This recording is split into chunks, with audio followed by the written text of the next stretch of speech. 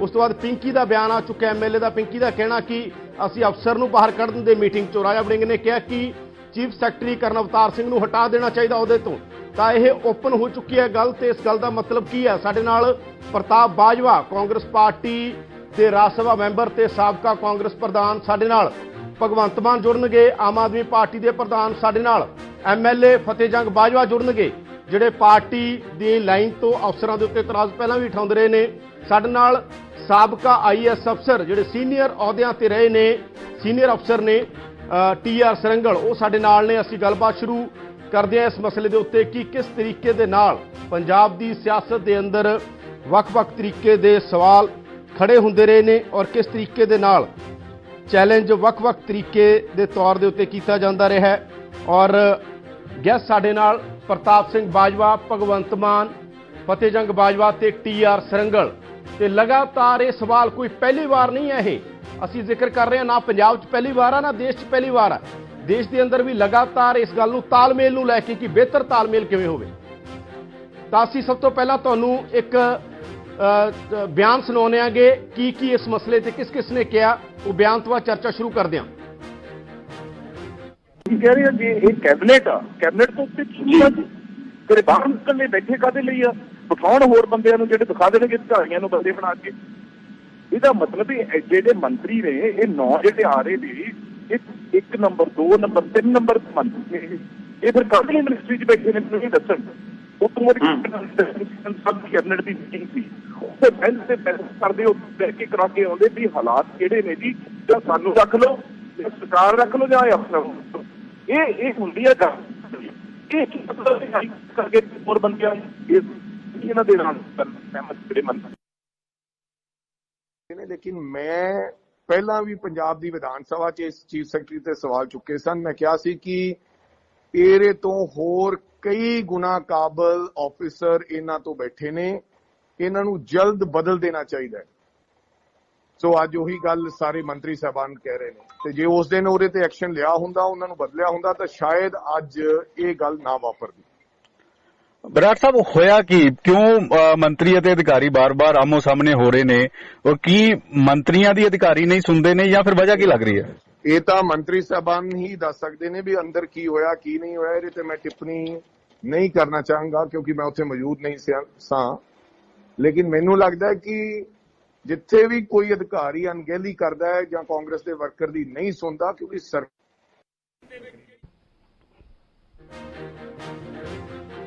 ਤਾਂ ਤੁਸੀਂ ਸੁਣੇ ਬਿਆਨ ਵੱਖ-ਵੱਖ। ਰਵਨੀਤ ਬਿੱਟੂ ਕਹਿ ਰਹੇ ਨੇ ਜੇ ਮੰਤਰੀਆਂ ਤੋਂ ਨਹੀਂ ਚੱਲਦਾ ਤਾਂ ਉਹਨਾਂ ਨੂੰ ਆਪਣਾ ਦੇਖਣਾ ਚਾਹੀਦਾ। ਦੂਜੇ ਪਾਸੇ ਬਹੁਤ ਸਾਰੇ ਲੀਡਰ ਸਵਾਲ ਉਠਾ ਰਹੇ ਨੇ ਕਾਂਗਰਸ ਪਾਰਟੀ ਦੇ ਹੀ ਅਫਸਰਾਂ ਦੇ ਉੱਤੇ ਕਿ ਅਫਸਰ ਆਪਣੇ ਤਰੀਕੇ ਨਾਲ ਚਲਾਉਂਦੇ ਨੇ, ਅਫਸਰਾਂ ਦੀ ਇੱਕ ਆਪਣੀ ਸੱਤਾ ਹੈ ਤੇ ਅਫਸਰ ਆਪਣੇ ਤਰੀਕੇ ਨਾਲ ਚੀਜ਼ਾਂ ਡਿਫਾਈਨ ਕਰਦੇ ਨੇ। ਮੀਟਿੰਗ ਸਭ ਕੁਝ ਪਹਿਲਾਂ ਹੀ ਤੈਅ ਹੁੰਦਾ, ਜੇ ਮੀਟਿੰਗ ਸਭ ਕੁਝ ਪਹਿਲਾਂ ਹੀ ਤੈਅ ਹੁੰਦਾ ਤਾਂ ਫਿਰ ਮੀਟਿੰਗਾਂ ਬੁਲਾਈਆਂ ਕਿਉਂ ਜਾਂਦੀਆਂ ਨੇ? ਇਹ ਸਵਾਲ ਉੱਠ ਰਹੇ ਨੇ। ਤਾਂ ਸਾਡੇ ਨਾਲ ਨੇ ਫਤਿਹ ਜੰਗ ਬਾਜਵਾ ਕਾਂਗਰਸ ਪਾਰਟੀ ਦੇ MLA, ਪ੍ਰਤਾਪ ਸਿੰਘ ਬਾਜਵਾ ਕਾਂਗਰਸ ਪਾਰਟੀ ਦੇ MP ਤੇ ਸਾਬਕਾ ਪ੍ਰਧਾਨ ਕਾਂਗਰਸ, ਭਗਵੰਤ ਮਾਨ ਆਮ ਆਦਮੀ ਪਾਰਟੀ ਦੇ ਪ੍ਰਧਾਨ ਤੇ TR ਸਰੰਗਲ। ਸਭ ਤੋਂ ਪਹਿਲਾਂ ਕਿਉਂਕਿ ਖੁਦ ਸਰਕਾਰ 'ਚ ਵਿਧਾਨ ਸਭਾ 'ਚ ਬੈਠਦੇ ਨੇ ਫਤਿਹ ਬਾਜਵਾ ਔਰ ਪਾਰਟੀ ਦੇ ਲੈਵਲ ਤੇ ਕਈ ਗੱਲਾਂ ਪਹਿਲਾਂ ਵੀ ਕਹਿ ਚੁੱਕੇ ਨੇ ਪਾਰਟੀ ਪਲੇਟਫਾਰਮ ਤੇ, ਹੁਣ ਓਪਨਲੀ ਕਹਿਣਾ ਚਾਹੁੰਦੇ ਨੇ ਫਤਿਹ ਜੰਗ ਬਾਜਵਾ ਜੀ। ਕੀ ਇਹ ਪੂਰੀ ਕੰਟਰੋਵਰਸੀ ਕੀ ਲੱਗਦਾ ਤੁਹਾਨੂੰ? ਅਫਸਰ ਨਹੀਂ ਸੁਣਦੇ ਤੁਹਾਡੀ ਸਭ ਦੀ, ਮੰਤਰੀਆਂ ਦੀ, MLA ਦੀ, ਔਰ ਕੀ ਇਹ ਬੈਲੈਂਸ ਨਹੀਂ ਹੋ ਰਿਹਾ ਜਿਹੜਾ ਆਪਾਂ ਪਹਿਲਾਂ ਵੀ ਚਰਚਾ ਕੀਤੀ ਸੀ ਕਿ ਇੱਕ ਬੈਲੈਂਸ ਬਣੇ ਵਿਧਾਨ ਪਾਲਿਕਾ ਤੇ ਕਾਰਜਪਾਲਿਕਾ 'ਚੋਂ ਨਹੀਂ ਬਣ ਰਿਹਾ?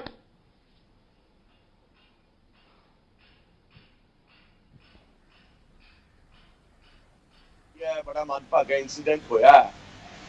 असी मैं दसना चाहना भी असी लोग जेडे MLA आ, असी इलैक्टेड आ ते चीफ सैकटरी सिलैक्टेड है।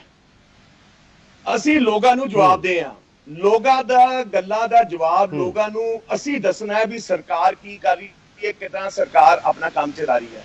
ते जिस तरीके नाल इन्हां दा एटीट्यूड बन गया चीफ सैकटरी दा, जिस तरीके नाल ये किसी दी दाल ही नहीं गौलदे, मैं समझना ओहो जी कैबिनेट ओहो जे मिनिस्टर रहन दा कोई हक नहीं। जे किते मैं उत्थे एज ए मिनिस्टर हुंदा ते I would have ensured be this chief secretary should have walked off, not the minister. Chief secretary नूं छड्ड के लीव ते जाना चाहिए है, मिनिस्टर नूं ने मिनिस्टर नूं तगड़े होके अज चीफ मिनिस्टर नाल इशू लेना चाहिए है और ये चीज रिपीट नहीं होनी चाहिए।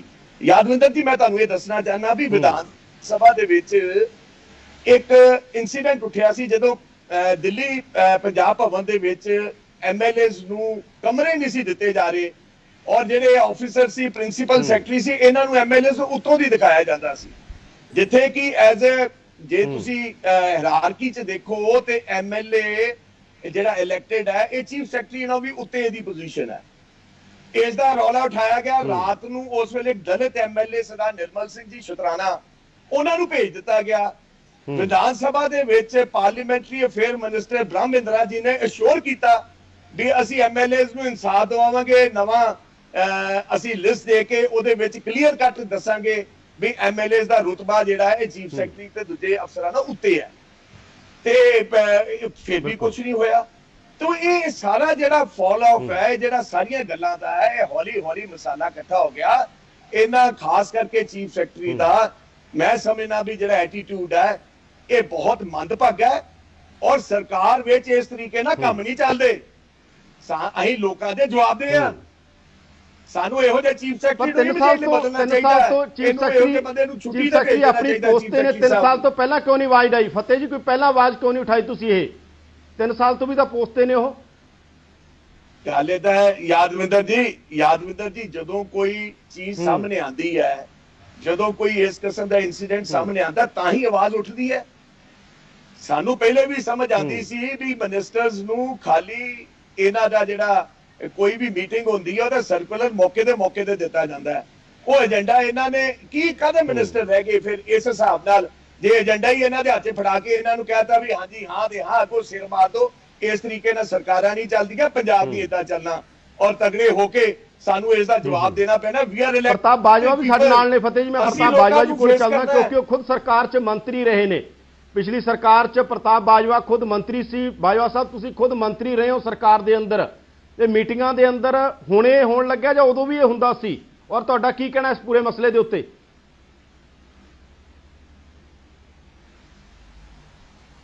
देखो इस तरह है कि परंपरा तो शुरू दियां ही ने, बट गल इस तरह है आहिस्ता आहिस्ता ये सारे इंस्टीट्यूशनस दिनों दिन डिगते जा रहे हैं।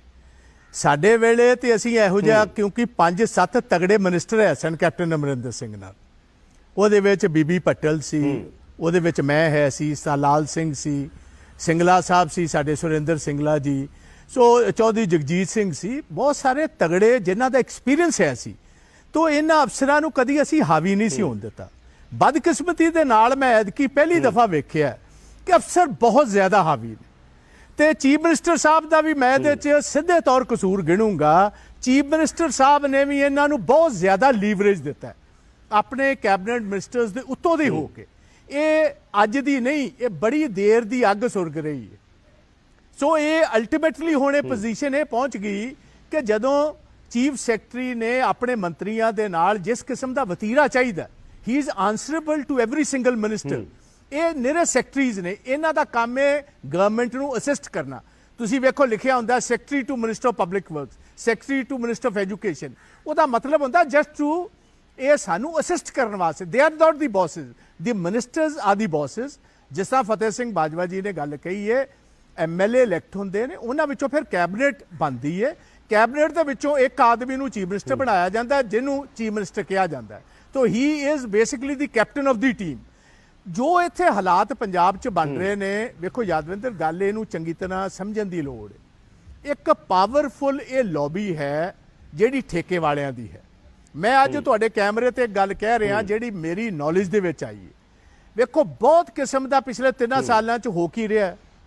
ਸਾਹਿਬ ਮਨਪ੍ਰੀਤ ਸਿੰਘ ਬਾਦਲ ਨੇ ਜਿਹੜਾ ਸਵਾਲ ਉਠਾਇਆ ਚੀਫ ਸੈਕਟਰੀ ਕੋ, ਬਿਲਕੁਲ ਠੀਕ ਉਠਾਇਆ ਕਿ ਚੀਫ ਸੈਕਟਰੀ ਸਾਹਿਬ ਤੁਹਾਡੇ ਮਹਿਕਮੇ ਨੇ ਬੋਲੀਆਂ ਕੀਤੀਆਂ, ਤੁਸੀਂ ਸਾਨੂੰ ਟਾਰਗੇਟ ਦੇ ਦਿੱਤਾ ਐਕਸਾਈਜ਼ ਡਿਪਾਰਟਮੈਂਟ ਨੇ ਕਿ ਅਸੀਂ ਤੁਹਾਨੂੰ ਇੰਨਾ ਸਾਲ ਦੇ ਵਿੱਚ ਰੈਵਨਿਊ ਇਕੱਠਾ ਕਰਕੇ ਦਾਂਗੇ। ਉਹ ਕਹਿੰਦੇ ਜਦੋਂ ਰੈਵਨਿਊ ਆਇਆ, ਸਾਲ ਦਾ ਅਖੀਰ ਹੋਇਆ, 600 ਕਰੋੜ ਦਾ ਘਾਟਾ ਪੈ ਗਿਆ। ਫਿਰ ਅਗਲੇ ਸਾਲ ਤੁਸੀਂ ਫਿਰ ਬੋਲੀਆਂ ਆਪਣੇ ਮੁਤਾਬਕ ਪਾਲਿਸੀ ਲੈ ਕੇ ਆਂਦੀ, ਕਿਉਂਕਿ ਇਹ ਪਾਲਿਸੀ ਜਿਹੜੀ ਹੈ ਬੇਸਿਕਲੀ ਆਈਐਸ ਆਫਿਸਰਸ ਬਣਾਉਂਦੇ ਨੇ, ਕੈਬਨਿਟ ਦੇ ਕੋਲੋਂ ਤੇ ਬੇਸਿਕਲੀ ਇਹ ਮੋਹਰਾਂ ਹੀ ਲਵਾਉਂਦੇ ਨੇ। ਤਾਂ ਹੋਇਆ ਕੀ ਕਿ ਹੁਣ ਪਿਛਲੇ ਇਸ ਸਾਲ ਦੇ ਵਿੱਚ ਘਾਟਾ ਆ ਗਿਆ 1000 ਕਰੋੜ। ਜੋ ਅਗਲੇ ਸਾਲ ਦਾ ਘਾਟਾ ਫਾਈਨੈਂਸ ਮਿਨਿਸਟਰ ਆਪਣੇ ਸੋਰਸਿਸ ਦੇ ਥਰੂ ਕਹਿ ਰਹੇ ਨੇ, ਉਹ ਕਹਿ ਰਹੇ ਨੇ ਤਕਰੀਬਨ 2000 ਕਰੋੜ ਦਾ ਘਾਟਾ ਆ ਰਿਹਾ ਹੈ। ਕੱਲ ਨੂੰ ਜਵਾਬਦੇਹ ਕੌਣ ਹੈ? ਜਵਾਬਦੇਹ ਮੰਤਰੀ ਹੋਣਗੇ, ਜਵਾਬਦੇਹ ਕਾਂਗਰਸ ਦੀ ਸਰਕਾਰ ਹੋਏਗੀ। ਇਹ ਅਫਸਰਾਂ ਨੇ ਤੇ ਗੋਲਫ ਖੇਡਣਾ, ਸਵੇਰੇ ਕਿਟੀ ਪਾਰਟੀ ਜਾਣਾ, ਐਸ਼ੋ ਆਰਾਮ ਕਰਨਾ। ਇਹਨਾਂ ਪਿੱਛੇ ਭਾਵੇਂ ਅਕਾਲੀ ਦਲ ਆ ਜਾਏ, ਕਾਂਗਰਸ ਆ ਜਾਏ, ਇਹਨਾਂ ਦੀ ਕੋਈ ਸਿਹਤ ਤੇ ਅਸਰ ਨਹੀਂ। ਇਹਨਾਂ 32 ਸਾਲ 33 ਸਾਲ ਆਪਣੀ ਵਧੀਆ ਨੌਕਰੀ ਕਰਨੀ ਹੈ। ਇੱਕ ਯਾਦਵਿੰਦਰ, ਮੈਂ ਤੁਹਾਨੂੰ ਦੱਸਣਾ ਚਾਹੁੰਦਾ, ਇਹ ਇੰਨਾ ਜ਼ਿਆਦਾ ਇਹ ਪੈਸਾ ਕਿਉਂ ਕੱਟ ਰਿਹਾ? ਇਹ ਮੇਰਾ ਡਾਇਰੈਕਟ ਐਕਸਾਈਜ਼ ਡਿਪਾਰਟਮੈਂਟ ਤੇ ਗਵਰਨਮੈਂਟ ਦੇ ਉੱਤੇ ਦੋਸ਼ ਹੈ। 3 ਵੱਡੇ ਸੂਬਿਆਂ ਤੋਂ ਵੱਡੇ ਪੈਮਾਨੇ ਤੇ ਸ਼ਰਾਬ ਦੀ ਸਮਗਲਿੰਗ ਪੰਜਾਬ 'ਚ ਹੋ ਰਹੀ। ਹਰਿਆਣੇ 'ਚੋਂ ਸ਼ਰਾਬ ਆ ਰਹੀ ਹੈ, ਰਾਜਸਥਾਨ 'ਚੋਂ ਸ਼ਰਾਬ ਆ ਰਹੀ ਹੈ, ਹਿਮਾਚਲ 'ਚੋਂ ਸ਼ਰਾਬ ਆ ਰਹੀ ਹੈ, ਤੇ ਚੰਡੀਗੜ੍ਹ 'ਚੋਂ ਸ਼ਰਾਬ ਪੰਜਾਬ ਜਾ ਰਹੀ। ਇਹਦਾ ਇੱਕ ਵੱਡਾ ਕਾਰਨ ਹੈ ਕਿ there is a lot of smuggling. ਜਿਹੜਾ ਕੰਮ ਹੁੰਦਾ ਐਕਸਾਈਜ਼ ਡਿਪਾਰਟਮੈਂਟ ਦਾ ਕਿ ਇਸ ਲੂਪ ਹੋਲ ਨੂੰ ਬੰਦ ਕਰਨਾ, ਉਹ ਨਹੀਂ ਕੀਤਾ ਜਾ ਰਿਹਾ। ਦੂਸਰੀ ਗੱਲ ਹੈ ਕਿ ਇਹਦੇ ਵਿੱਚ ਬਹੁਤ ਸਾਰੀਆਂ, ਮੈਨੂੰ ਇਹ ਵੀ ਪਤਾ ਹੈ, ਮੈਂ ਤੁਹਾਨੂੰ ਦੁਬਾਰਾ ਵਾਪਸ ਆਵਾਂ ਕਿਉਂਕਿ ਅਸੀਂ ਸ਼ਾਮਲ ਕਰ ਲਈਏ ਭਗਵੰਤ ਮਾਨ ਵੀ ਸਾਡੇ ਨਾਲ ਨੇ ਤੇ TR ਸਰੰਗਲ ਵੀ, ਕਿਉਂਕਿ ਤੁਸੀਂ ਅਫਸਰਾਂ ਬਾਰੇ ਵੀ ਟਿੱਪਣੀ ਕਰਤੀ। ਇਹ ਵੀ ਨੌਕਰੀ ਕਰਕੇ ਆਏ ਨੇ, TR ਸਰੰਗਲ ਹੋਰੀ, ਇਹ ਕਿਵੇਂ ਕਰਕੇ ਨੇ, ਇਹਨਾਂ ਤੋਂ ਵੀ ਪੁੱਛਦੇ ਆ। ਭਗਵੰਤ ਮਾਨ ਜੀ, ਕੀ ਲੱਗਦਾ ਹੈ ਮੁੱਦਾ ਕਾਂਗਰਸ ਦੇ ਅੰਦਰ ਲਗਾਤਾਰ ਇਸ ਤਰ੍ਹਾਂ ਦੇ ਵਿਵਾਦਾਂ ਨੂੰ ਤੁਸੀਂ ਕਿਵੇਂ ਦੇਖ ਰਹੇ ਹੋ ਕਿ ਕਾਂਗਰਸ ਦੇ ਬਾਹਰਲੇ ਸਵਾਲ ਬਾਅਦ ਚ ਉਠਾਉਂਦੇ ਨੇ, ਅੰਦਰਲੇ ਪਹਿਲਾਂ ਉਠਾ ਦਿੰਦੇ ਨੇ? ਕਾਂਗਰਸ ਦੇ ਮੰਤਰੀ ਉਠਾ ਦਿੰਦੇ ਨੇ, MLA ਉਠਾ ਦਿੰਦੇ ਨੇ, ਕਦੇ ਕਾਂਗਰਸ ਦੇ ਅਫਸਰ ਜਿਹੜੇ ਸਰਕਾਰ ਦੇ ਨੇ ਉਹ ਉਠਾ ਦਿੰਦੇ ਨੇ। ਸੀਨੀਅਰ ਅਫਸਰ ਭਗਵਾਨ ਜੀ, ਪ੍ਰੈਜ਼ੀਡੈਂਟ ਪੰਜਾਬ ਗਵਰਨਮੈਂਟ ਦੇ ਵਿੱਚ ਜਿਨ੍ਹਾਂ ਦੇ ਪਰਿਵਾਰ ਦੇ ਮੈਂਬਰ ਜੀ ਠੇਕੇਦਾਰੀ ਵੀ ਕਰਦੇ ਨੇ ਜੀ ਬਾਜਵਾ ਸਾਹਿਬ ਇਹਨਾਂ ਦਾ ਜੀ ਜੀ ਜੀ ਜੀ ਭਗਵਾਨ ਜੀ, ਜਿਸ ਤਰ੍ਹਾਂ ਫਤਿਹਜੰਗ ਬਾਜਵਾ ਜੀ ਨੇ ਕਿਹਾ, ਪ੍ਰਤਾਪ ਬਾਜਵਾ ਜੀ ਨੇ ਕਿਹਾ ਕਿ ਇਹ ਕੋਈ ਪਹਿਲੀ ਘਟਨਾ ਨਹੀਂ ਹੈਗੀ। ਇਸ ਤਰ੍ਹਾਂ ਕਾਫੀ ਵਾਰ ਏਦਾਂ ਹੋਇਆ ਕਿ ਅੱਗ ਕਾਫੀ ਦੇਰ ਪਹਿਲਾਂ ਤੋਂ ਸੁਲਗ ਰਹੀ ਸੀ ਤੇ ਹੁਣ ਭਾਂਬੜ ਬਣ ਗਿਆ। ਜਿਸ ਤਰ੍ਹਾਂ ਫਤਿਹਜੰਗ ਜੀ ਨੇ ਕਿਹਾ ਕਿ ਜਿਹੜੇ ਅਫਸਰ ਨੇ ਉਹ ਸਿਲੈਕਟਡ ਨੇ, ਚੁਣਿਆ ਜਾਂਦਾ ਕਿ ਕਿਹੜੇ ਜ਼ਿਲ੍ਹੇ ਦਾ DC ਕੌਣ ਲੱਗੂਗਾ। IAS ਅਫਸਰਾਂ ਚੋਂ ਚੁਣਿਆ ਜਾਂਦਾ ਕਿਹੜੇ ਜ਼ਿਲ੍ਹੇ ਦਾ SSP ਕੌਣ ਲੱਗੂਗਾ। ਜਿਹੜੇ MLA ਤੇ MP ਨੇ ਉਹ ਇਲੈਕਟਡ ਨੇ। ਉਹ ਜਿਹੜਾ ਲੋਕਤੰਤਰ ਦੁਆਰਾ ਜਿਹੜਾ ਲੋਕਾਂ ਦੇ ਜਿਹੜੀਆਂ ਲਾਈਨਾਂ ਲੱਗਦੀਆਂ ਨੇ ਸਵੇਰੇ ਸਵੇਰੇ ਪੋਲਿੰਗ ਬੂਥਾਂ ਤੇ ਜਾ ਕੇ, ਉਹ ਆਪਦਾ ਬੰਦਾ ਚੁਣਦੇ ਨੇ ਕਿ ਸਾਨੂੰ ਰਿਪਰੈਜ਼ੈਂਟ ਇਸ ਹਲਕੇ ਨੂੰ ਆਹ MLA ਕਰੂਗਾ ਜਾਂ MP ਕਰੂਗਾ।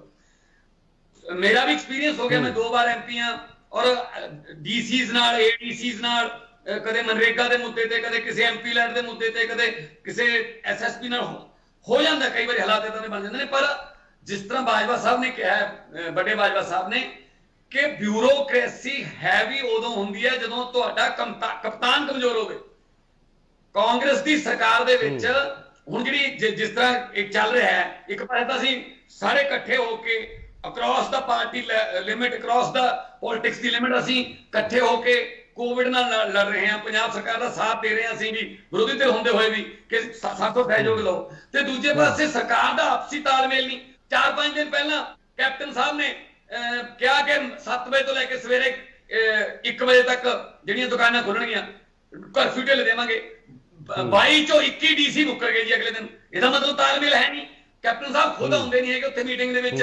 ਸੋ ਜੇ ਚੀਫ ਸੈਕਟਰੀ ਜਿਹੜੇ ਨੇ ਜਾਂ ਪ੍ਰਿੰਸੀਪਲ ਸੈਕਟਰੀ ਇਸ ਲੈਵਲ ਤੇ ਪਹੁੰਚ ਜਾਣਗੇ ਕਿ ਚੁਣੇ ਹੋਏ ਮੰਤਰੀਆਂ ਨੂੰ ਮਤਲਬ ਹੈ ਇਸ ਤਰ੍ਹਾਂ ਦੀ ਲੈਂਗੁਏਜ ਬੋਲਣਗੇ ਕਿ ਉਹਨਾਂ ਨੂੰ ਵਾਕਆਊਟ ਕਰਨਾ ਪਊਗਾ ਜਾਂ ਬਾਈਕਾਟ ਕਰਨਾ ਪਊਗਾ ਕੈਬਨਿਟ ਦਾ, ਇਹ ਤਾਂ ਮਤਲਬ ਲੋਕਤੰਤਰ ਦਾ ਇੱਕ ਮਜ਼ਾਕ ਦੇ ਰੂਪ ਦੇ ਵਿੱਚ ਮੈਂ ਇਹਨੂੰ ਦੇਖੂੰਗਾ। ਕਿਉਂਕਿ ਕਦੇ ਵੀ ਜਦੋਂ ਇਹ ਜਿਹੜੀ ਕਾਂਗਰਸ ਦੀ ਜਿਹੜੀ ਹੁਣ ਇਸ ਵਕਤ ਸਰਕਾਰ ਚੱਲ ਰਹੀ ਹੈ, ਇੱਥੇ ਕੀ ਹੈ, SHO ਨੂੰ ਉਹ MLA ਗਾਲਾਂ ਕੱਢੀ ਜਾਂਦੇ, ਤੂੰ ਮੈਨੂੰ ਸਤਿ ਸ੍ਰੀ ਅਕਾਲ ਨਹੀਂ ਬੁਲਾ ਕੇ ਗਿਆ, 3 ਦਿਨ ਹੋ ਗਏ। ਕੋਈ MLA ਜਿਹੜਾ ਉਹ SHO ਨੂੰ ਕਹਿੰਦਾ ਮੈਂ ਤੇਰਾ ਬੋਰੀ ਬਿਸਤਰਾ ਗੋਲ ਕਰਾਉਂਗਾ। ਸੋ ਜਿਵੇਂ ਕ੍ਰਿਕਟ ਦੀ ਟੀਮ ਹੁੰਦੀ ਹੈ ਇੱਕ ਮਹੱਲੇ ਦੀ, ਉਹਦਾ ਕੋਈ ਕਪਤਾਨ ਨਹੀਂ ਹੁੰਦਾ। ਜਿਹਦੇ ਹੱਥ 'ਚ ਬਾਲ ਆ ਜਾਂਦੀ ਹੈ ਬੋਲਿੰਗ ਕਰਨ ਲੱਗ ਜਾਂਦਾ, ਜਿਹਦੇ ਹੱਥ 'ਚ ਬੈਟ ਆ ਜਾਂਦਾ ਬੈਟਿੰਗ ਕਰਨ ਲੱਗ ਜਾਂਦਾ। ਬਿਲਕੁਲ ਸੇਮ ਗੱਲ ਚੱਲ ਰਹੀ ਹੈ। ਕੈਪਟਨ ਸਾਹਿਬ ਨੂੰ ਅੱਗੇ ਹੋ ਕੇ ਮੰਤਰੀਆਂ ਦੇ ਤੇ ਆਪਣੇ MLA ਦੇ ਜਿਹੜੇ ਰਾਈਟਸ ਨੇ, ਅਧਿਕਾਰ ਨੇ, ਉਹ ਸੇਵ ਕਰਨੇ ਚਾਹੀਦੇ ਨੇ। ਉਹਨਾਂ ਦੇ ਉੱਤੋਂ ਕੁਝ ਨਹੀਂ ਹੋਣਾ ਚਾਹੀਦਾ। ਨਹੀਂ ਤਾਂ ਫਿਰ ਜੇ ਇਹਨਾਂ ਨੂੰ ਹੁਣ ਵੀ ਸ਼ਹਿ ਮਿਲਦੀ ਰਹੀ ਤਾਂ ਇਹ ਰਾਸ਼ਟਰਪਤੀ ਰਾਜ ਜਦੋਂ ਲੱਗਿਆ ਸੀ ਪੰਜਾਬ 'ਚ, ਉਸ ਵੇਲੇ ਦਾ ਜਿਹੜਾ ਮੂੰਹ ਨੂੰ ਲੱਗਿਆ ਹੋਇਆ ਇਹ ਅੱਗੇ ਤੱਕ ਜਾਊਗਾ ਫਿਰ ਅਦਰਵਾਈਜ਼। ਬਿਲਕੁਲ। ਸਾਡੇ ਨਾਲ TR ਸਰੰਗਲ ਨੇ। ਸਰੰਗਲ ਸਾਹਿਬ, ਸਵਾਲ ਪ੍ਰਤਾਪ ਬਾਜਵਾ ਨੇ ਵੀ ਕਿਹਾ ਕਿ ਅਫਸਰ ਨੇ, ਗੋਲਫ ਖੇਡਦੇ ਨੇ, ਆਨੰਦ ਲੈਂਦੇ ਨੇ, ਕੁਝ ਨਹੀਂ ਕਰਦੇ ਇਹ ਅਫਸਰ। ਜਿਹਦੀ ਕੰਮ ਦੀ ਲੋੜ ਹੁੰਦੀ ਹੈ ਵਾਧੂ, ਤੁਸੀਂ ਵੀ ਨੌਕਰੀ ਕੀਤੀ, IAS ਅਫਸਰ ਰਹੇ ਹੋ, ਤੁਸੀਂ ਬਹੁਤ ਸਾਰੀਆਂ ਥਾਵਾਂ ਤੇ DC ਰਹੇ, ਪ੍ਰਿੰਸੀਪਲ ਸੈਕਟਰੀ ਰਹੇ, ਟੌਪ ਦੀ ਪੋਸਟ ਤੋਂ ਰਿਟਾਇਰ ਹੋਏ ਹੋ। ਕੀ ਲੱਗਦਾ ਗਾ ਇਹ ਕੰਟਰਾਡਿਕਸ਼ਨ ਕਿਉਂ ਆ? ਕਿਉਂ ਇਹ ਬੈਠ ਕੇ ਸੁਲਝਾਈ ਨਹੀਂ ਜਾ ਸਕਦੀ? ਕਿਉਂ ਤਾਲਮੇਲ ਨਾਲ ਕੰਮ ਨਹੀਂ ਹੋ ਸਕਦਾ? IAS ਅਫਸਰ ਤੇ ਕਿ ਐਡੀ ਵੱਡੀ ਈਗੋ ਐਡੀ ਵੱਡੀ ਹੁੰਦੀ ਹੈ ਅਫਸਰਾਂ ਦੀ, ਜਾਂ ਲੀਡਰਾਂ ਦੀ ਕਹਿ ਦਈਏ ਕਿ ਉਹ ਈਗੋ ਦੀ ਲੜਾਈ ਹੁੰਦੀ ਹੈ ਜਾਂ ਇੰਟਰਸਟ ਦੀ ਲੜਾਈ ਹੈ ਜਾਂ ਫਿਰ ਲੌਬੀਆਂ ਹੁੰਦੀਆਂ ਨੇ, ਕਿ ਉਹਨਾਂ ਦੀ ਲੌਬੀ ਹੈ ਕਿ ਤੁਹਾਡੀ ਲੌਬੀ ਹੈ? ਸਰੰਗਲ ਜੀ। ਯਾਦਵਿੰਦਰ ਜੀ, ਇਹ ਜਿਹੜੀ ਮੈਂ ਹੁਣੇ ਹੀ ਸੁਣਿਆ ਸੀ, ਸਾਡੇ ਮਾਨਯੋਗ ਲੀਡਰ ਸਾਹਿਬਾਨ ਨੇ ਵੀ ਦੱਸਿਆ ਹੈਗਾ, ਇਹ ਬੜੀ ਮੰਦਭਾਗੀ ਗੱਲ ਹੈ ਕਿ ਜਿਹੜੇ ਸੰਵਿਧਾਨ ਦੇ ਵਿੱਚ ਦੋ ਬਹੁਤ ਅਹਿਮ ਜਿਹੜੇ ਪਾਰਟ ਹੈਗੇ ਆ, ਜਿਨ੍ਹਾਂ ਨੇ ਸਰਕਾਰ ਚਲਾਣੀ ਹੈ, ਜਿਨ੍ਹਾਂ ਨੇ ਅੱਗੇ ਇੱਕ ਇੰਪ੍ਰੈਸ਼ਨ ਦੇਣਾ ਹੈ ਪਬਲਿਕ ਨੂੰ ਕਿ ਸਰਕਾਰ ਨਾਂ ਦੀ ਕੋਈ ਚੀਜ਼ ਹੈ, ਅਗਰ ਉਹਨਾਂ ਦੇ ਵਿੱਚ ਇਦਾਂ ਜਿਹੜੀ ਅਨਸੈਟਿਸਫੈਕਸ਼ਨ ਜਿਹੜੀ ਪਾਈ ਜਾਏਗੀ ਤਾਂ ਫਿਰ ਮੈਂ ਸਮਝਦਾ ਕਿ ਕਿਤੇ ਨਾ ਕਿਤੇ ਕੋਈ ਕਮੀ ਹੈ। ਸੋ ਇੱਥੋਂ ਦੇਖੋ, ਇਹ ਐਲੀਗੇਸ਼ਨ ਤੇ ਕਾਊਂਟਰ ਐਲੀਗੇਸ਼ਨ ਤਾਂ ਪਹਿਲਾਂ ਵੀ ਲੱਗਦੇ ਰਹੇ ਨੇ ਜੀ, ਲੇਕਿਨ ਜਿਸ ਢੰਗ ਦੇ ਨਾਲ ਇਹ ਡਿਵੀਜ਼ਨ ਹੋਈ ਏ, ਜੇ ਮੈਂ ਖਬਰਾਂ ਤੋਂ ਸੁਣਿਆ, ਤੁਹਾਡੇ ਕੋਲੋਂ ਸੁਣਿਆ, ਇਹ ਬੇਹੱਦ ਮੰਦਭਾਗੀ ਹੈ। ਔਰ ਮੇਰੇ ਵੀ 25-30 ਸਾਲ ਦੀ ਨੌਕਰੀ ਕਰਕੇ ਆਇਆ, ਇਦਾਂ ਕਦੀ ਵੀ ਨਹੀਂ ਹੋਇਆ। ਔਰ ਅੱਜ ਇਹ ਹਾਲਾਤ ਇਹ ਹੋ ਗਏ ਨੇ ਕਿ ਇਹ ਬਈ 4-5 ਸੀਨੀਅਰ ਮੰਤਰੀ ਜਿਹੜੇ ਵਾਕਆਊਟ ਕਰਦੇ ਨੇ, ਤੇ ਇਹਦਾ ਮਤਲਬ ਹੈ ਕਿ ਸਾਨੂੰ ਸਾਰਿਆਂ ਨੂੰ ਬੈਠ ਕੇ ਸੋਚਣ ਦੀ ਲੋੜ ਹੈ ਕਿ ਆਫਟਰ ਆਲ ਕਿੱਥੇ ਕਮੀ ਹੈ, ਕਿੱਥੇ ਤਾਲਮੇਲ ਦੀ ਘਾਟ ਹੈਗੀ ਹੈ। ਦੇਖੋ, ਨਹੀਂ, ਅਫਸਰਾਂ 'ਚ ਘਾਟ ਹੋ ਸਕਦੀ ਹੈ, ਤੁਸੀਂ ਮੰਨਦੇ ਹੋ ਕਿ ਅਫਸਰਾਂ 'ਚ ਵੀ ਘਾਟ ਕਮੀ ਹੋ ਸਕਦੀ ਹੈ? ਕੋਈ ਸਰਟਨਲੀ ਹੋ ਸਕਦੀ ਹੈ। ਅਫਸਰ ਦੀ ਜਿਹੜੀ ਪ੍ਰੋਬਲਮ ਹੈ, ਮੈਂ ਪਿਛਲੇ 25-30 ਸਾਲ ਦਾ ਜੋ ਦੇਖਿਆ ਹੈ, ਤੇ ਪੁਰਾਣੀ ਐਡਮਿਨਿਸਟ੍ਰੇਸ਼ਨ ਦੀ ਮੈਂ ਅੱਜਕੱਲ ਕਿਉਂਕਿ ਕਾਫੀ ਟਾਈਮ ਹੈ, ਤੇ ਪਿਛਲੇ 100 ਸਾਲ ਦੀ ਜਿਹੜੀ ਐਡਮਿਨਿਸਟ੍ਰੇਸ਼ਨ ਪੰਜਾਬ ਦੀ ਉਹ ਵੀ ਮੈਂ ਪੜ੍ਹੀ ਹੈ। ਪੁਰਾਣੇ ਡੀਸੀ ਜਿਹੜੇ 1860 1865 ਚ ਲੱਗੇ ਸੀ, ਉਹ ਵੀ ਦੇਖੇ ਨੇ। ਕਮੀਆਂ ਤਾਂ ਕਿਤੇ ਨਾ ਕਿਤੇ ਹੈ ਨੇ, ਕਿਉਂਕਿ ਇੰਡੀਪੈਂਡੈਂਸ ਤੋਂ ਪਹਿਲਾਂ ਤੇ ਦੇਖੋ ਬਿਊਰੋਕਰੇਸੀ ਇੱਕ ਉਹੀ ਗਵਰਨਮੈਂਟ ਸਨ, ਲੇਕਿਨ ਸੰਵਿਧਾਨ ਦੇ ਲਾਗੂ ਹੋਣ ਤੋਂ ਬਾਅਦ ਜਿਹੜੀਆਂ ਪਾਵਰਾਂ ਦੀ ਡਿਵੀਜ਼ਨ ਹੋਈ ਹੈ, ਡੈਮੋਕ੍ਰੈਟਿਕ ਸਿਸਟਮ ਹੋਇਆ, ਉਹਦੇ ਵਿੱਚ ਐਡਜਸਟ ਕਰਨ ਦੀ ਲੋੜ ਹੈਗੀ ਹੈ। ਸਰਟਨਲੀ ਜਿਹੜਾ ਆਫੀਸਰ ਦਾ ਰੋਲ ਹੈਗਾ ਆ, ਉਹ ਇੱਕ ਮਹਿਕਮੇ ਦੇ ਵਿੱਚ ਮੰਤਰੀ ਦੇ ਨਾਲ ਤਾਲਮੇਲ ਕਰਕੇ ਇਸ ਨੂੰ ਲੀਹ ਤੇ ਲਿਆ ਕੇ ਚੰਗੇ ਢੰਗ ਨਾਲ ਲੋਕਾਂ ਦੇ ਸਾਹਮਣੇ ਪੇਸ਼ ਕਰਨ ਦੀ ਲੋੜ ਹੈ। ਪਰ ਸਾਡੀ ਪ੍ਰੋਬਲਮ ਇਹ ਹੈਗੀ ਆ ਕਿ ਜਿਹੜੀ ਕਲੈਕਟਿਵ ਵਿਜ਼ਡਮ ਦਾ ਕਨਸੈਪਟ ਹੈਗਾ ਬਿਊਰੋਕ੍ਰੇਸੀ ਦੇ ਵਿੱਚ ਵੀ ਤੇ ਪੋਲੀਟੀਕਲ ਲੈਵਲ ਤੇ ਵੀ, ਉਹ ਜਿਹੜਾ ਹੈਗਾ ਉਹਨੂੰ ਬਿਲਕੁਲ ਖਤਮ ਕਰ ਦਿੱਤਾ ਗਿਆ ਸਾਰੀਆਂ ਸਟੇਟਾਂ 'ਚ ਤਕਰੀਬਨ। ਮੈਂ ਇਹ ਦੇਖ ਰਿਹਾ ਕਿਉਂਕਿ ਬਿਊਰੋਕ੍ਰੇਸੀ 'ਚ ਵੀ ਥੋੜੇ ਜਿਹੇ ਵਾਈਜ਼ ਪੀਪਲ ਜਿਹੜੇ ਉਹਨਾਂ ਦਾ ਗਰੁੱਪ ਇੱਕ ਬਣ ਜਾਂਦਾ, ਸੂਡੋ ਵਾਈਜ਼ ਪੀਪਲ, ਤੇ ਉਹੀ ਰੂਲ ਕਰਦੇ ਨੇ। ਬਾਕੀ ਦੇ ਜਿਹੜੇ 100 150 200 ਬੰਦਾ ਹੈ, ਉਹ ਤਾਂ ਐਵੇਂ ਹੀ ਕਦੀ ਕਿਤੇ ਲਾਤਾ, ਕਦੀ ਕਿਤੇ ਲਾਤਾ, ਇੱਧਰ ਘੁੰਮਦੇ ਰਹੇ, ਇੱਧਰ ਘੁੰਮਦੇ ਰਹੇ। ਤੇ ਹਾਲਾਂਕਿ ਸਾਰੇ ਹੀ ਬੰਦੇ UPSC ਦਾ ਪੇਪਰ ਪਾਸ ਕਰਕੇ ਆਏ ਨੇ, ਇੰਨਾ ਨਲਾਇਕ ਕੋਈ ਵੀ ਨਹੀਂ ਹੁੰਦਾ। ਤੇ ਜਦੋਂ ਇਹ ਸਿਲੈਕਟਡ ਫਿਊ ਜਿਹੜੇ ਲੋਕ ਨੇ, ਅਗਰ ਤੁਸੀਂ ਉਹਨਾਂ ਨੂੰ ਲਿਆਓਗੇ, ਉਹਨਾਂ ਦੀ ਗੱਲ ਸੁਣੋਗੇ ਤੇ ਉਹਨਾਂ ਦੇ ਕਹਿਣ ਤੇ ਪੋਲੀਟੀਕਲ ਡਿਸੀਜਨ ਵੀ ਚੇਂਜ ਕਰ ਦੋਗੇ, ਇੰਨੇ ਪਾਵਰਫੁਲ ਹੋ ਜਾਣ, ਤੇ ਫਿਰ ਲੈਜਿਸਲੇਚਰ ਦੇ ਵਿੱਚ ਅਜਿਹੀ ਸਿਚੁਏਸ਼ਨ ਆਣੀ ਲਾਜ਼ਮੀ ਹੀ ਸੀਗੀ। ਇਹ ਬਹੁਤ ਕਰਮਤਾਰ ਸਿੰਘ ਉਹਨਾਂ ਚੋਂ ਇੱਕ ਨੇ। ਮੈਂ ਕਿਸੇ ਦਾ ਵੀ ਦੇਖੋ ਨਾਂ ਨਹੀਂ ਲੈ ਸਕਦਾ, ਮੈਂ ਕਿਸੇ ਦਾ ਨਾਂ ਨਹੀਂ ਲੈ ਸਕਦਾ। ਡਰ ਲੱਗਦਾ ਤੁਹਾਨੂੰ, ਰਿਟਾਇਰ ਹੋ ਗਏ ਤੁਸੀਂ ਸਰ। ਦੇਖੋ, ਮੇਰਾ ਤੇ ਉਹਨਾਂ ਨਾਲ ਮੈਨੂੰ ਇਹ ਨਹੀਂ ਪਤਾ ਕਿ ਉੱਥੇ ਗੱਲ ਕੀ ਹੋਈ ਹੈ, ਮੈਨੂੰ ਇਹ ਨਹੀਂ ਪਤਾ ਕਿ ਵਿਵਾਦ ਕੀ ਹੋਇਆ ਹੈ। ਮੈਂ ਤੇ ਇਸ ਕਰਕੇ ਇਹਦੇ ਬਾਰੇ ਕੁਝ ਨਹੀਂ ਕਹਿ ਸਕਦਾ ਕਿ ਉੱਥੇ ਅੰਦਰ ਉਹਨਾਂ ਨੇ ਕੋਈ ਜ਼ਿਆਦਤੀ ਕੀਤੀ ਹੈ ਜਾਂ ਮੰਤਰੀ ਸਾਹਿਬ ਵੱਲੋਂ ਕੋਈ ਹੋਈ ਹੈ। ਕਲੈਕਟਿਵ ਵਿਜ਼ਡਮ, ਮੈਂ ਚੱਲਦਾ ਆਪਣਾ ਫਤਿਹਜੰਗ ਬਾਜਵਾ ਕੋਲੇ। ਫਤਿਹਜੰਗ ਬਾਜਵਾ ਜੀ, ਇਹ ਜਿਹੜੇ ਕਲੈਕਟਿਵ ਵਿਜ਼ਡਮ ਦੀ ਗੱਲ ਹੈ, ਇਹ ਪਹਿਲਾਂ ਵੀ ਅਸੀਂ ਦੇਖਦੇ ਰਹੇ ਹਾਂ। ਪਾਰਲੀਮੈਂਟ ਦੇ ਅੰਦਰ ਇਹ ਡਿਬੇਟ ਹੋਈ ਕਿ ਨਿਆਂਪਾਲਿਕਾ, ਸੁਪਰੀਮ ਕੋਰਟ 'ਚ ਜਿਸ ਤਰ੍ਹਾਂ ਦੇ ਡਿਸੀਜਨ ਆ ਰਹੇ ਨੇ ਬਹੁਤ ਸਾਰੇ ਮਸਲਿਆਂ 'ਚ, ਸਰਕਾਰ ਤੁਹਾਡੀ ਸੀ ਉਦੋਂ UPA ਦੀ ਸੈਂਟਰ ਦੇ ਅੰਦਰ, ਕਿ ਵੱਖ-ਵੱਖ ਤਰੀਕੇ ਨਾਲ ਡਿਫਾਈਨ ਤਰੀਕੇ ਨਾਲ ਠੀਕ ਨਹੀਂ ਕੀਤਾ ਜਾ ਸਕਦਾ। ਪਾਰਲੀਮੈਂਟ ਦੇ ਅੰਦਰੋਂ ਨਿਆਂਪਾਲਿਕਾ ਤੇ ਸਵਾਲ ਉੱਠੇ ਸੀ ਉਸੇ ਤਰ੍ਹਾਂ, ਕਿਉਂਕਿ ਡੈਮੋਕ੍ਰੇਸੀ ਦਾ ਕੋਈ ਵੀ ਪਰਫੈਕਟ ਮਾਡਲ ਨਹੀਂ ਹੁੰਦਾ। ਇਹ ਤੁਹਾਨੂੰ ਇਕੱਲੇ ਕਰਨਵਤਾਰ ਸਿੰਘ ਨਾਲ ਸਮੱਸਿਆ ਹੈ ਜਾਂ ਤੁਹਾਨੂੰ ਇਸ ਪੂਰੇ ਮਾਡਲ ਨਾਲ ਸਮੱਸਿਆ? ਫਤਿਹ ਜੀ, ਮਾਡਲ ਨਾਲ ਸਮੱਸਿਆ ਜਾਂ ਕਰਨਵਤਾਰ ਸਿੰਘ ਨਾਲ? ਦੇਖੋ ਜੀ, ਅਨਫੋਰਚੂਨੇਟ ਗੱਲ ਇਹ ਹੁੰਦੀ ਹੈ ਵੀ ਜਦੋਂ ਲੌਬੀਜ਼ ਬਣ ਜਾਣ, ਜਿੱਥੇ ਤੁਸੀਂ ਕਿਸੇ, ਜਿੱਦਾਂ ਸਰਦਾਰ ਪ੍ਰਤਾਪ ਸਿੰਘ ਹੋਰਾਂ ਨੇ ਵੀ ਗੱਲ ਕੀਤੀ ਵੀ ਜਿਹੜੀਆਂ ਲੌਬੀਜ਼, ਜਿਹੜੀਆਂ ਲਿਕਰ ਲੌਬੀਜ਼ ਨੇ ਜਾਂ ਦੂਜੀਆਂ ਲੌਬੀਜ਼ ਨੇ, ਜਦੋਂ ਇਹ ਅਫਸਰ ਉਹਨਾਂ ਨੂੰ ਸ਼ਹਿ ਦੇਣੀ ਸ਼ੁਰੂ ਕਰ ਦੇਣ ਜਾਂ ਉਸ ਮੁਤਾਬਕ ਕੰਮ ਕਰਨਾ ਸ਼ੁਰੂ ਕਰ ਦੇਣ, ਤੇ ਇਹ ਢਾਂਚਾ ਆਪਣੇ ਆਪ ਡਿੱਗਣਾ ਸ਼ੁਰੂ ਹੋ ਜਾਂਦਾ ਹੈ। ਅਸੀਂ ਇੱਕ ਗੱਲ ਕਰਦੇ, ਅਸੀਂ ਪੰਜਾਬ ਦੇ ਲੋਕਾਂ ਨੂੰ ਜਵਾਬ ਦੇ ਆ, ਅਸੀਂ ਕੱਲ ਪੰਜਾਬ ਦੇ ਲੋਕਾਂ ਨੂੰ ਫੇਸ ਕਰਨਾ ਹੈ। ਅਸੀਂ ਉਹਨਾਂ ਲੌਬੀਜ਼ ਅੱਗੇ ਕਿਉਂ ਝੁਕੀਏ? ਅਸੀਂ ਉਹਨਾਂ ਲੌਬੀਜ਼ ਦਾ ਕਿਉਂ ਕੰਮ ਚੱਲੇ? ਜੇ ਮਿਨਿਸਟਰ ਨੂੰ ਬੁਲਾਇਆ ਗਿਆ ਤੇ ਮਿਨਿਸਟਰ ਦੀ ਗੱਲ ਸੁਣਨੀ ਜਾਣੀ ਚਾਹੀਦੀ ਹੈ। ਜਿਹੜੀ ਇਹ ਨਹੀਂ ਹੈ ਵੀ ਜੇ ਉੱਤੋਂ ਕਹਿ ਦਿੱਤਾ ਗਿਆ ਤੇ ਤੁਸੀਂ ਇਹ ਤੇ ਸਾਈਨ ਕਰ ਦਿਓ, ਇਹ ਕੋਈ ਤਰੀਕਾਕਾਰ ਨਹੀਂ ਹੈ। ਔਰ ਜਿਹੜਾ ਇਹ ਅੱਜ ਕੱਲ ਐਟੀਟਿਊਡ ਇਹਨਾਂ ਅਫਸਰਾਂ ਦਾ ਬਣ ਗਿਆ ਹੈ, ਮੈਨੂੰ ਅਫਸੋਸ ਨਾ ਕਹਿਣਾ ਪੈ ਰਿਹਾ। ਹਾਂ, ਜਿੱਥੇ ਮੈਂ ਇਹ ਗੱਲ ਕਹਿਣਾ ਬਹੁਤ ਚੰਗੇ ਸਿਆਣੇ ਅਫਸਰ ਵੀ ਹੈ ਨੇ, ਪਰ ਉਹ ਨਿਉਂਦੇ ਨਹੀਂ, ਪਰ ਉਹ ਲੌਬੀਜ਼ ਦੇ ਅੱਗੇ ਝੁਕਦੇ ਨਹੀਂ, ਉਹ ਕੰਮ ਨਹੀਂ ਕਰਦੇ, ਉਹਨਾਂ ਨੂੰ ਪਸੰਦ ਨਹੀਂ ਕੀਤਾ ਜਾਂਦਾ। ਤਾਂ ਮੈਂ ਇੱਕ ਗੱਲ ਸਮਝਣਾ ਵੀ ਜੇਕਰ ਇਹ ਢਾਂਚਾ ਚੱਲਣਾ ਹੈ, ਇਹ ਦੋ ਪਹੀਏ ਨੇ। ਸਰਕਾਰ ਦੀ ਹਮੇਸ਼ਾ ਫਾਊਂਡੇਸ਼ਨ ਜਿਹੜੀ ਹੈ, ਇੱਕ ਬੰਨੇ ਲੈਜਿਸਲੇਟਿਵ ਹੈ ਔਰ ਦੂਜੇ ਬੰਨੇ ਇਹ ਜਿਹੜੇ ਸਿਲੈਕਟਡ ਜਿਹੜੇ ਬੰਦੇ ਨੇ, ਜਿਹੜੇ ਆਫੀਸਰਸ ਨੇ। ਜੇ ਇਹ ਪਹੀਏ ਸਹੀ ਢੰਗ ਨਾਲ ਪੰਜਾਬ ਦੀ ਤਰੱਕੀ ਵੱਲ ਨੂੰ ਸੋਚਣਗੇ ਤੇ ਕਦੀ ਵੀ ਤੁਹਾਡੇ ਵਿੱਚ ਆਪਸ ਦੇ ਵਿੱਚ ਇਸ ਕਿਸਮ ਦਾ ਫਰਕ ਨਹੀਂ ਪੈਂਦਾ। ਮਸਲਾ ਤੇ ਹੈ ਕਿ ਉਹ ਕਹਿੰਦੇ ਤੁਹਾਡੇ ਵਾਲਾ ਪਹੀਆ ਖਰਾਬ ਕਰਦਾ ਹੈ। ਆਫ ਦੀ ਰਿਕਾਰਡ ਬੈਠੋ, ਉਹ ਕਹਿੰਦੇ ਤੁਹਾਡੇ ਵਾਲਾ ਪਹੀਆ ਖਰਾਬ ਹੈ। ਜਦੋਂ ਆਫ ਦੀ ਰਿਕਾਰਡ ਬੈਠੀ ਦਾ ਅਫਸਰਾਂ ਨਾਲ, ਉਹ ਕਹਿੰਦੇ ਤੁਹਾਡੇ ਵਾਲਾ ਪਹੀਆ ਖਰਾਬ ਹੈ। ਇਹ ਕਹਿੰਦੇ ਪਹੀਆ ਸਭ ਤੋਂ ਜ਼ਿਆਦਾ ਖਰਾਬ ਕਰਦਾ ਜਿਹੜਾ ਤੁਹਾਡੇ ਵਾਲਾ ਖਰਾਬ ਹੈ। ਜਿਹੜੀ ਵੇਖੋ ਯਾਦਵਿੰਦਰ ਜੀ, ਜੇ ਪਹੀਆ ਖਰਾਬ ਹੈ ਤੇ ਇਹ ਤੇ ਮੁੱਖ ਮੰਤਰੀ ਸਾਹਿਬ ਬੈਠੇ ਨੇ, ਕੈਪਟਨ ਆਫ ਦਾ ਟੀਮ ਨੇ, ਇਹ ਤੇ ਉਹਨਾਂ ਨੂੰ ਵਿੱਚ ਬਹਿ ਕੇ ਇਹਨਾਂ ਦੋਵਾਂ ਦੇ ਇਸ ਚੀਜ਼ ਨੂੰ ਮੁਕਾਣੀ ਚਾਹੀਦੀ ਹੈ। ਪਰ ਜਿਹੜਾ ਇਹ ਸਿਸਟਮ ਆ ਗਿਆ, ਜਿਹੜਾ ਵੀ ਤੁਹਾਡੀ ਆਵਾਜ਼ ਹੀ ਕਿਤੇ ਨਹੀਂ ਸੁਣੀ ਜਾਂਦੀ, ਫਿਰ ਇਹ ਵੀ ਤੇ ਕੋਈ ਗੱਲ ਨਹੀਂ ਨਾ। ਮੈਂ ਪ੍ਰਤਾਪ ਜੀ ਤੋਂ ਵੀ ਇਹ ਕਮੈਂਟ ਲੈਣਾ, ਫਿਰ ਅਸੀਂ ਬ੍ਰੇਕ ਤੇ ਜਾਣਾ। ਕਿ ਪ੍ਰਤਾਪ ਜੀ ਤੋਂ ਮੈਂ ਕਮੈਂਟ ਲੈਣਾ। ਪ੍ਰਤਾਪ ਜੀ ਤੁਹਾਨੂੰ ਕੀ ਲੱਗਦਾ ਇਹ ਮਾਡਲ ਵਾਲੀ ਸਮੱਸਿਆ ਹੈ ਕਿ ਜਿਹੜਾ ਮੈਂ ਸਵਾਲ ਕੀਤਾ ਫਤਿਹ ਜੀ ਨੂੰ, ਇਹ ਕਰਨ ਅਵਤਾਰ ਸਮੱਸਿਆ ਹੈ ਜਾਂ ਮਾਡਲ ਸਮੱਸਿਆ ਹੈ? ਡੈਮੋਕ੍ਰੇਸੀ ਦਾ ਕੋਈ ਵੀ ਮਾਡਲ ਕਦੇ ਪਰਫੈਕਟ ਨਹੀਂ ਹੁੰਦਾ। ਉੱਥੇ ਇਸ ਤਰ੍ਹਾਂ ਦੇ ਇੰਬੈਲੈਂਸ ਰਹਿੰਦੇ ਨੇ। ਡੈਮੋਕ੍ਰੈਟਿਕ ਸਿਸਟਮ ਦੀ ਇਹੀ ਖੂਬਸੂਰਤੀ ਹੈ, ਉੱਥੇ ਕੁਝ ਵੀ ਬੈਲੈਂਸ ਨਹੀਂ ਹੁੰਦਾ ਕਦੇ, ਉੱਥੇ ਚੈੱਕ ਐਂਡ ਬੈਲੈਂਸਸ ਹੁੰਦੇ ਨੇ। ਵੇਖੋ ਗੱਲ ਇਸ ਤਰ੍ਹਾਂ ਯਾਦਵਿੰਦਰ, ਤੁਸੀਂ ਪੁਰਾਣੇ ਜਿਹੜੇ ਲੈਜੈਂਡਰੀ ਚੀਫ ਮਿਨਿਸਟਰਸ ਨੇ, ਸਾ ਪ੍ਰਤਾਪ ਸਿੰਘ ਕੈਰੋਂ ਰਹੇ ਨੇ, ਉਸ ਟਾਈਮ ਜਿਹੜੀ ਕੁਆਲਿਟੀ ਆਫ ਆਈਐਸ ਆਫੀਸਰ ਸੀ, ਜਾਂ ਪਹਿਲੇ ਇੰਡੀਅਨ ਸਿਵਲ ਸਰਵਿਸਿਜ਼ ਆਈਸੀਐਸ, ਫਿਰ ਆਈਐਸ ਆਏ, ਫਿਰ ਆਈਪੀਐਸ ਆਏ, ਉਹ ਬਹੁਤ ਹੱਦ ਤੱਕ ਸਾਫ ਸੁਥਰੇ ਵੀ ਸੀ। तो बेनती यह है बहुत चंगा चलते रहे। दोनों जिन्हों की फतेह हुणा ने भी जिक्र किया, दोनों पहिए लैजिस्लेचर एंड ब्यूरोक्रेसी बड़ी वधिया चलती सी। बट मैं समझना इस टाइम जड़ियां लॉबीज ने, ये लॉबीज जदों हावी हो जांदियां ना तो लैजिस्लेचर की चलती है। जिहड़ी गल सरंगल साहब ने कही है, he is a very respectable IAS officer, मैं इन्हां दी बहुत कदर करना। उन्हें बिल्कुल गल ठीक कही कि इक्वली केपेबल 150-200 बंदा है, बट तुसी किसी रात च चुक के वेख लो 19-21 का फर्क होंदा। ਉਹੀ लॉबी आके एक बंदा अगे आ जाता, एक बंदा पिछे आ जाता। लॉबी शराब दे ठेकेदार जी दस दो लॉबी कौन? अकाली दल दी सरकार आ जाएगी ते अकाली ठेकेदार अगे ते कांग्रेस वाला पिछे, कांग्रेस दी सरकार आ गई ते कांग्रेसी ठेकेदार अगे ते अकाली दल वाला पिछे। भावें रेत माफिया की गल कर लो, भावें ट्रांसपोर्ट माफिया की गल कर लो, भावें अज लिकर माफिया की गल कर लो, भावें अफसरां की गल कर लो। ਇਹ ਸਾਰੀਆਂ ਪਾਲਿਸੀਜ਼ ਤੁਸੀਂ ਮੈਨੂੰ ਦੱਸੋ ਯਾਦਵਿੰਦਰ, ਹੈਰਾਨੀ ਦੀ ਗੱਲ ਹੈ ਜਦੋਂ ਇੱਕ ਪਾਲਿਸੀ ਗਵਰਨਮੈਂਟ ਬਣਾਉਂਦੀ ਹੈ, ਤੁਸੀਂ ਇੱਕ ਉਹਨੂੰ ਟਾਰਗੇਟ ਦਿੰਦੇ ਹੋ, ਉਹ ਟਾਰਗੇਟ ਅਚੀਵ ਕਿਉਂ ਨਹੀਂ ਹੁੰਦਾ? ਜੇ ਟਾਰਗੇਟ ਨਹੀਂ ਅਚੀਵ ਹੋਇਆ, ਰਿਸਪੌਂਸਿਬਿਲਿਟੀ ਕਿਹਦੇ ਤੇ ਫਿਕਸ ਕਰ ਦਿਓ? ਸਾਰੋਂ ਵੱਡੀ ਪ੍ਰੋਬਲਮ ਇਸ ਕੇਸ ਕੀ ਆਈ, ਇਹਦੇ ਵਿੱਚ ਸਰਟਨ ਵੈਸਟਡ ਇੰਟਰਸਟ ਨੇ।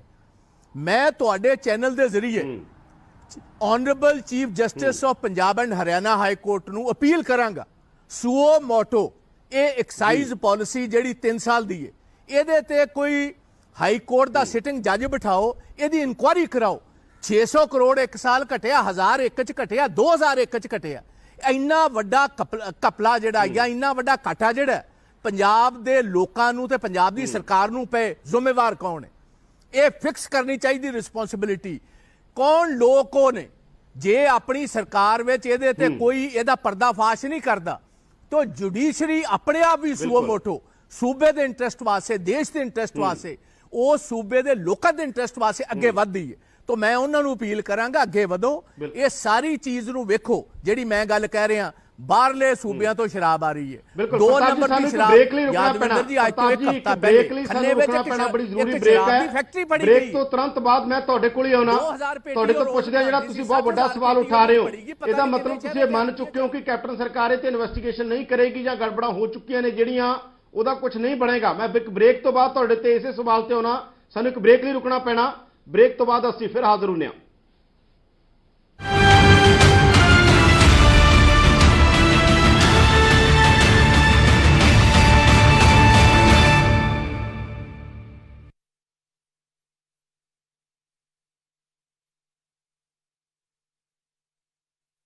तकरीबन 12:30 बजे ਉੱਥੇ ਲੋਕ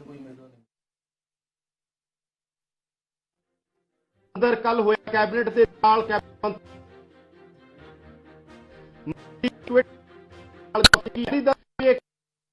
ਕ੍ਰਾਈਸਿਸ ਹੈ। ਉਹਨਾਂ ਦਾ ਕਹਿਣਾ ਕਿ ਇੱਕ ਤਰ੍ਹਾਂ ਦਾ ਫੇਥ ਖਤਮ ਹੋਏਗਾ। ਸੀਬੀਆਈ ਇਸ ਮਸਲੇ ਦੀ ਜਾਂਚ ਕਰੇ। ਸ਼੍ਰੋਮਣੀ ਅਕਾਲੀ ਦਲ ਤੋਂ ਸਾਡੇ ਨਾਲ ਡਾਕਟਰ ਸਾਡੇ ਨਾਲ ਜੁੜੇ ਹੋਏ ਨੇ ਭਗਵੰਤ ਮਾਨ, TR ਸੰਗਲ ਤੇ ਬਾਜਵਾ ਭਰਾ ਤੇ ਅਸੀਂ ਗੱਲਬਾਤ ਅੱਗੇ ਕਾਂਗਰਸ ਪਾਰਟੀ ਦੇ ਔਰ ਦੇ ਆਪੋਜੀਸ਼ਨ ਇਸ ਤਰ੍ਹਾਂ ਦੇ ਸਵਾਲ ਲੈ ਕੇ ਆਉਂਦੀ ਹੁੰਦੀ ਹੈ, ਪਰ ਪਾਰਟੀ ਸਾਰੇ ਸਵਾਲ ਬਕਾਇਦਾ ਤੌਰ ਦੇ ਉੱਤੇ ਨੇ ਸਾਡੇ ਨਾਲ ਜੁੜੇ ਹੋਏ ਨੇ TR ਸੰਗਲ, ਸਾਡੇ ਨਾਲ ਭਗਵੰਤ ਮਾਨ ਨੇ। ਅਸੀਂ ਲਗਾਤਾਰ ਸਾਡੇ ਨਾਲ ਹੋਣਗੇ ਦਲਜੀਤ ਸਿੰਘ ਹੋਣਗੇ ਸਾਲ ਕੰਪਨੀ ਸੰਗਲ ਜਾਂਚ ਤੋਂ ਤੁਹਾਨੂੰ ਇਹ ਕਰਦਾ ਕਿ ਤੁਹਾਨੂੰ ਕੀ ਲੱਗਦਾ ਸੰਗਲ ਜੀ ਕਿ ਇਹ ਜਿਹੜਾ ਮਸਲਾ ਹੈਗਾ, ਇਹ ਮਸਲਾ ਜਿਹੜੀ ਗੱਲ ਉਹ ਕਿਤੇ ਨਾ ਕਿਤੇ ਐਮਓ ਸਾਫ ਕਰਨਾ ਚਾਹੁੰਦਾ ਤੁਹਾਨੂੰ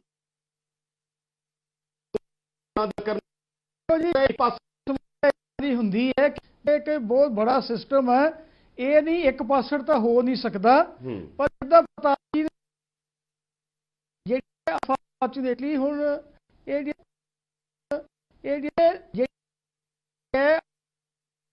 ਦੇ ਵਿੱਚ ਵੀ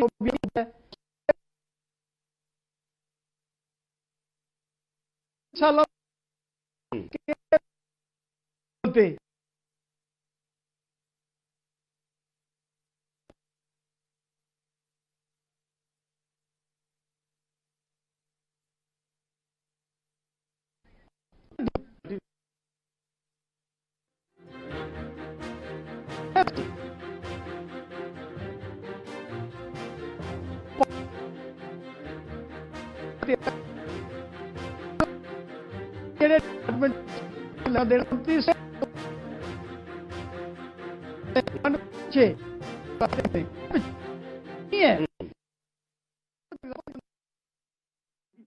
ਇਹ ਕੈਬਨਿਟ ਤੋਂ ਉੱਤੇ ਕੀ ਆ ਜੀ?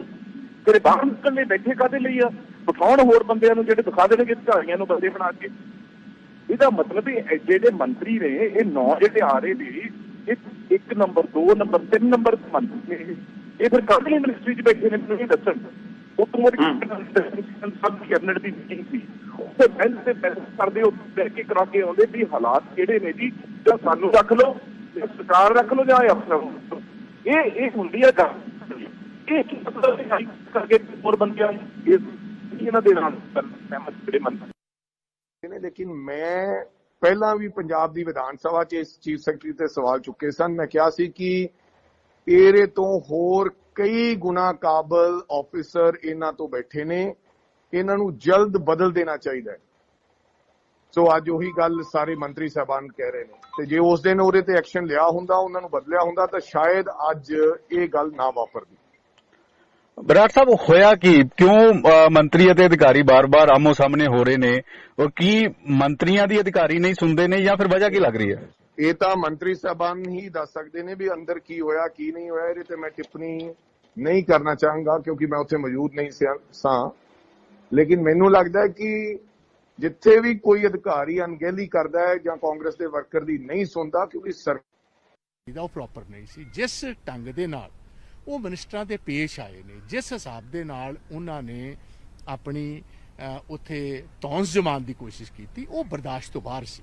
ਤੋ ਇਸ ਗੱਲ ਕਰ ਮੈਂ ਪਬਲਿਕਲੀ ਇਹ ਗੱਲ ਕਹਿਣਾ ਚਾਹੁੰਦਾ ਕਿ ਹੁਣ ਕੈਪਟਨ ਅਮਰਿੰਦਰ ਸਿੰਘ ਜੀ ਦੇ ਕੋਲ ਇੱਕੋ ਵਿਕਲਪ ਹੈ, ਜਾਂ ਤੇ ਆਪਣੇ ਜਿਹੜੇ ਸਾਥੀ ਮਿਨਿਸਟਰਸ ਨੇ, ਜਿਹੜੇ ਉਹਨਾਂ ਦੇ ਕੁਲੀਗਸ ਨੇ, because he is one amongst them। Chief minister ਕੋਈ ਵੱਡੀ ਚੀਜ਼ ਨਹੀਂ ਹੁੰਦੀ, MLA ਚੋਂ ਇਲੈਕਟ ਹੁੰਦਾ ਲੀਡਰ, ਫਿਰ ਕੈਬਨਿਟ ਬਣਦੀ, ਤੇ ਕੈਬਨਿਟ ਦਾ ਜਿਹੜਾ ਕੈਪਟਨ ਹੁੰਦਾ ਉਸ ਨੂੰ ਚੀਫ ਮਿਨਿਸਟਰ ਕਿਹਾ ਜਾਂਦਾ। ਸੋ ਕੋਈ ਵੀ ਰੱਦੋ ਬਦਲ ਹੋ ਸਕਦਾ ਕਦੀ ਵੀ। ਤੋ ਇਹਦੇ ਵਿੱਚ ਮੈਂ ਇੱਕੋ ਗੱਲ ਕਹਿਣਾ ਚਾਹੁੰਦਾ ਕਿ ਜਾਂ ਤਾਂ ਇੱਜ਼ਤ ਮਾਨ ਸਨਮਾਨ ਹੁਣ ਰੱਖਣ ਆਪਣੇ ਕੈਬਨਿਟ ਕੁਲੀਗਸ ਦਾ, ਤੇ ਜਾਂ ਜਿਹੜੇ ਇਹ ਬਿਊਰੋਕਰੇਟਸ ਨੇ ਜਿਹੜੇ 3 ਸਾਲ ਦੇ ਪੰਜਾਬ ਨੂੰ ਰਨ ਕਰ ਰਹੇ ਨੇ, ਜੇ ਤੇ ਕੋਈ ਬਹੁਤ ਸੁਚੱਜੇ ਢੰਗ ਨਾਲ ਰਨ ਕਰਦੇ ਹੁੰਦੇ ਤੇ ਅਸੀਂ ਕਹਿੰਦੇ ਬਹੁਤ ਅੱਛਾ ਜੀ, ਚਲੋ ਥੋੜੀ ਜਿਹੀ ਨਜ਼ਰਅੰਦਾਜ਼ ਵੀ ਕੀਤੀ ਜਾ ਸਕਦੀ ਆਪਣੇ ਸਾਥੀਆਂ ਦੀ, ਤਾਂ ਉਹ ਪ੍ਰੋਪਰ ਨਹੀਂ ਸੀ। ਜਿਸ ਢੰਗ ਦੇ ਨਾਲ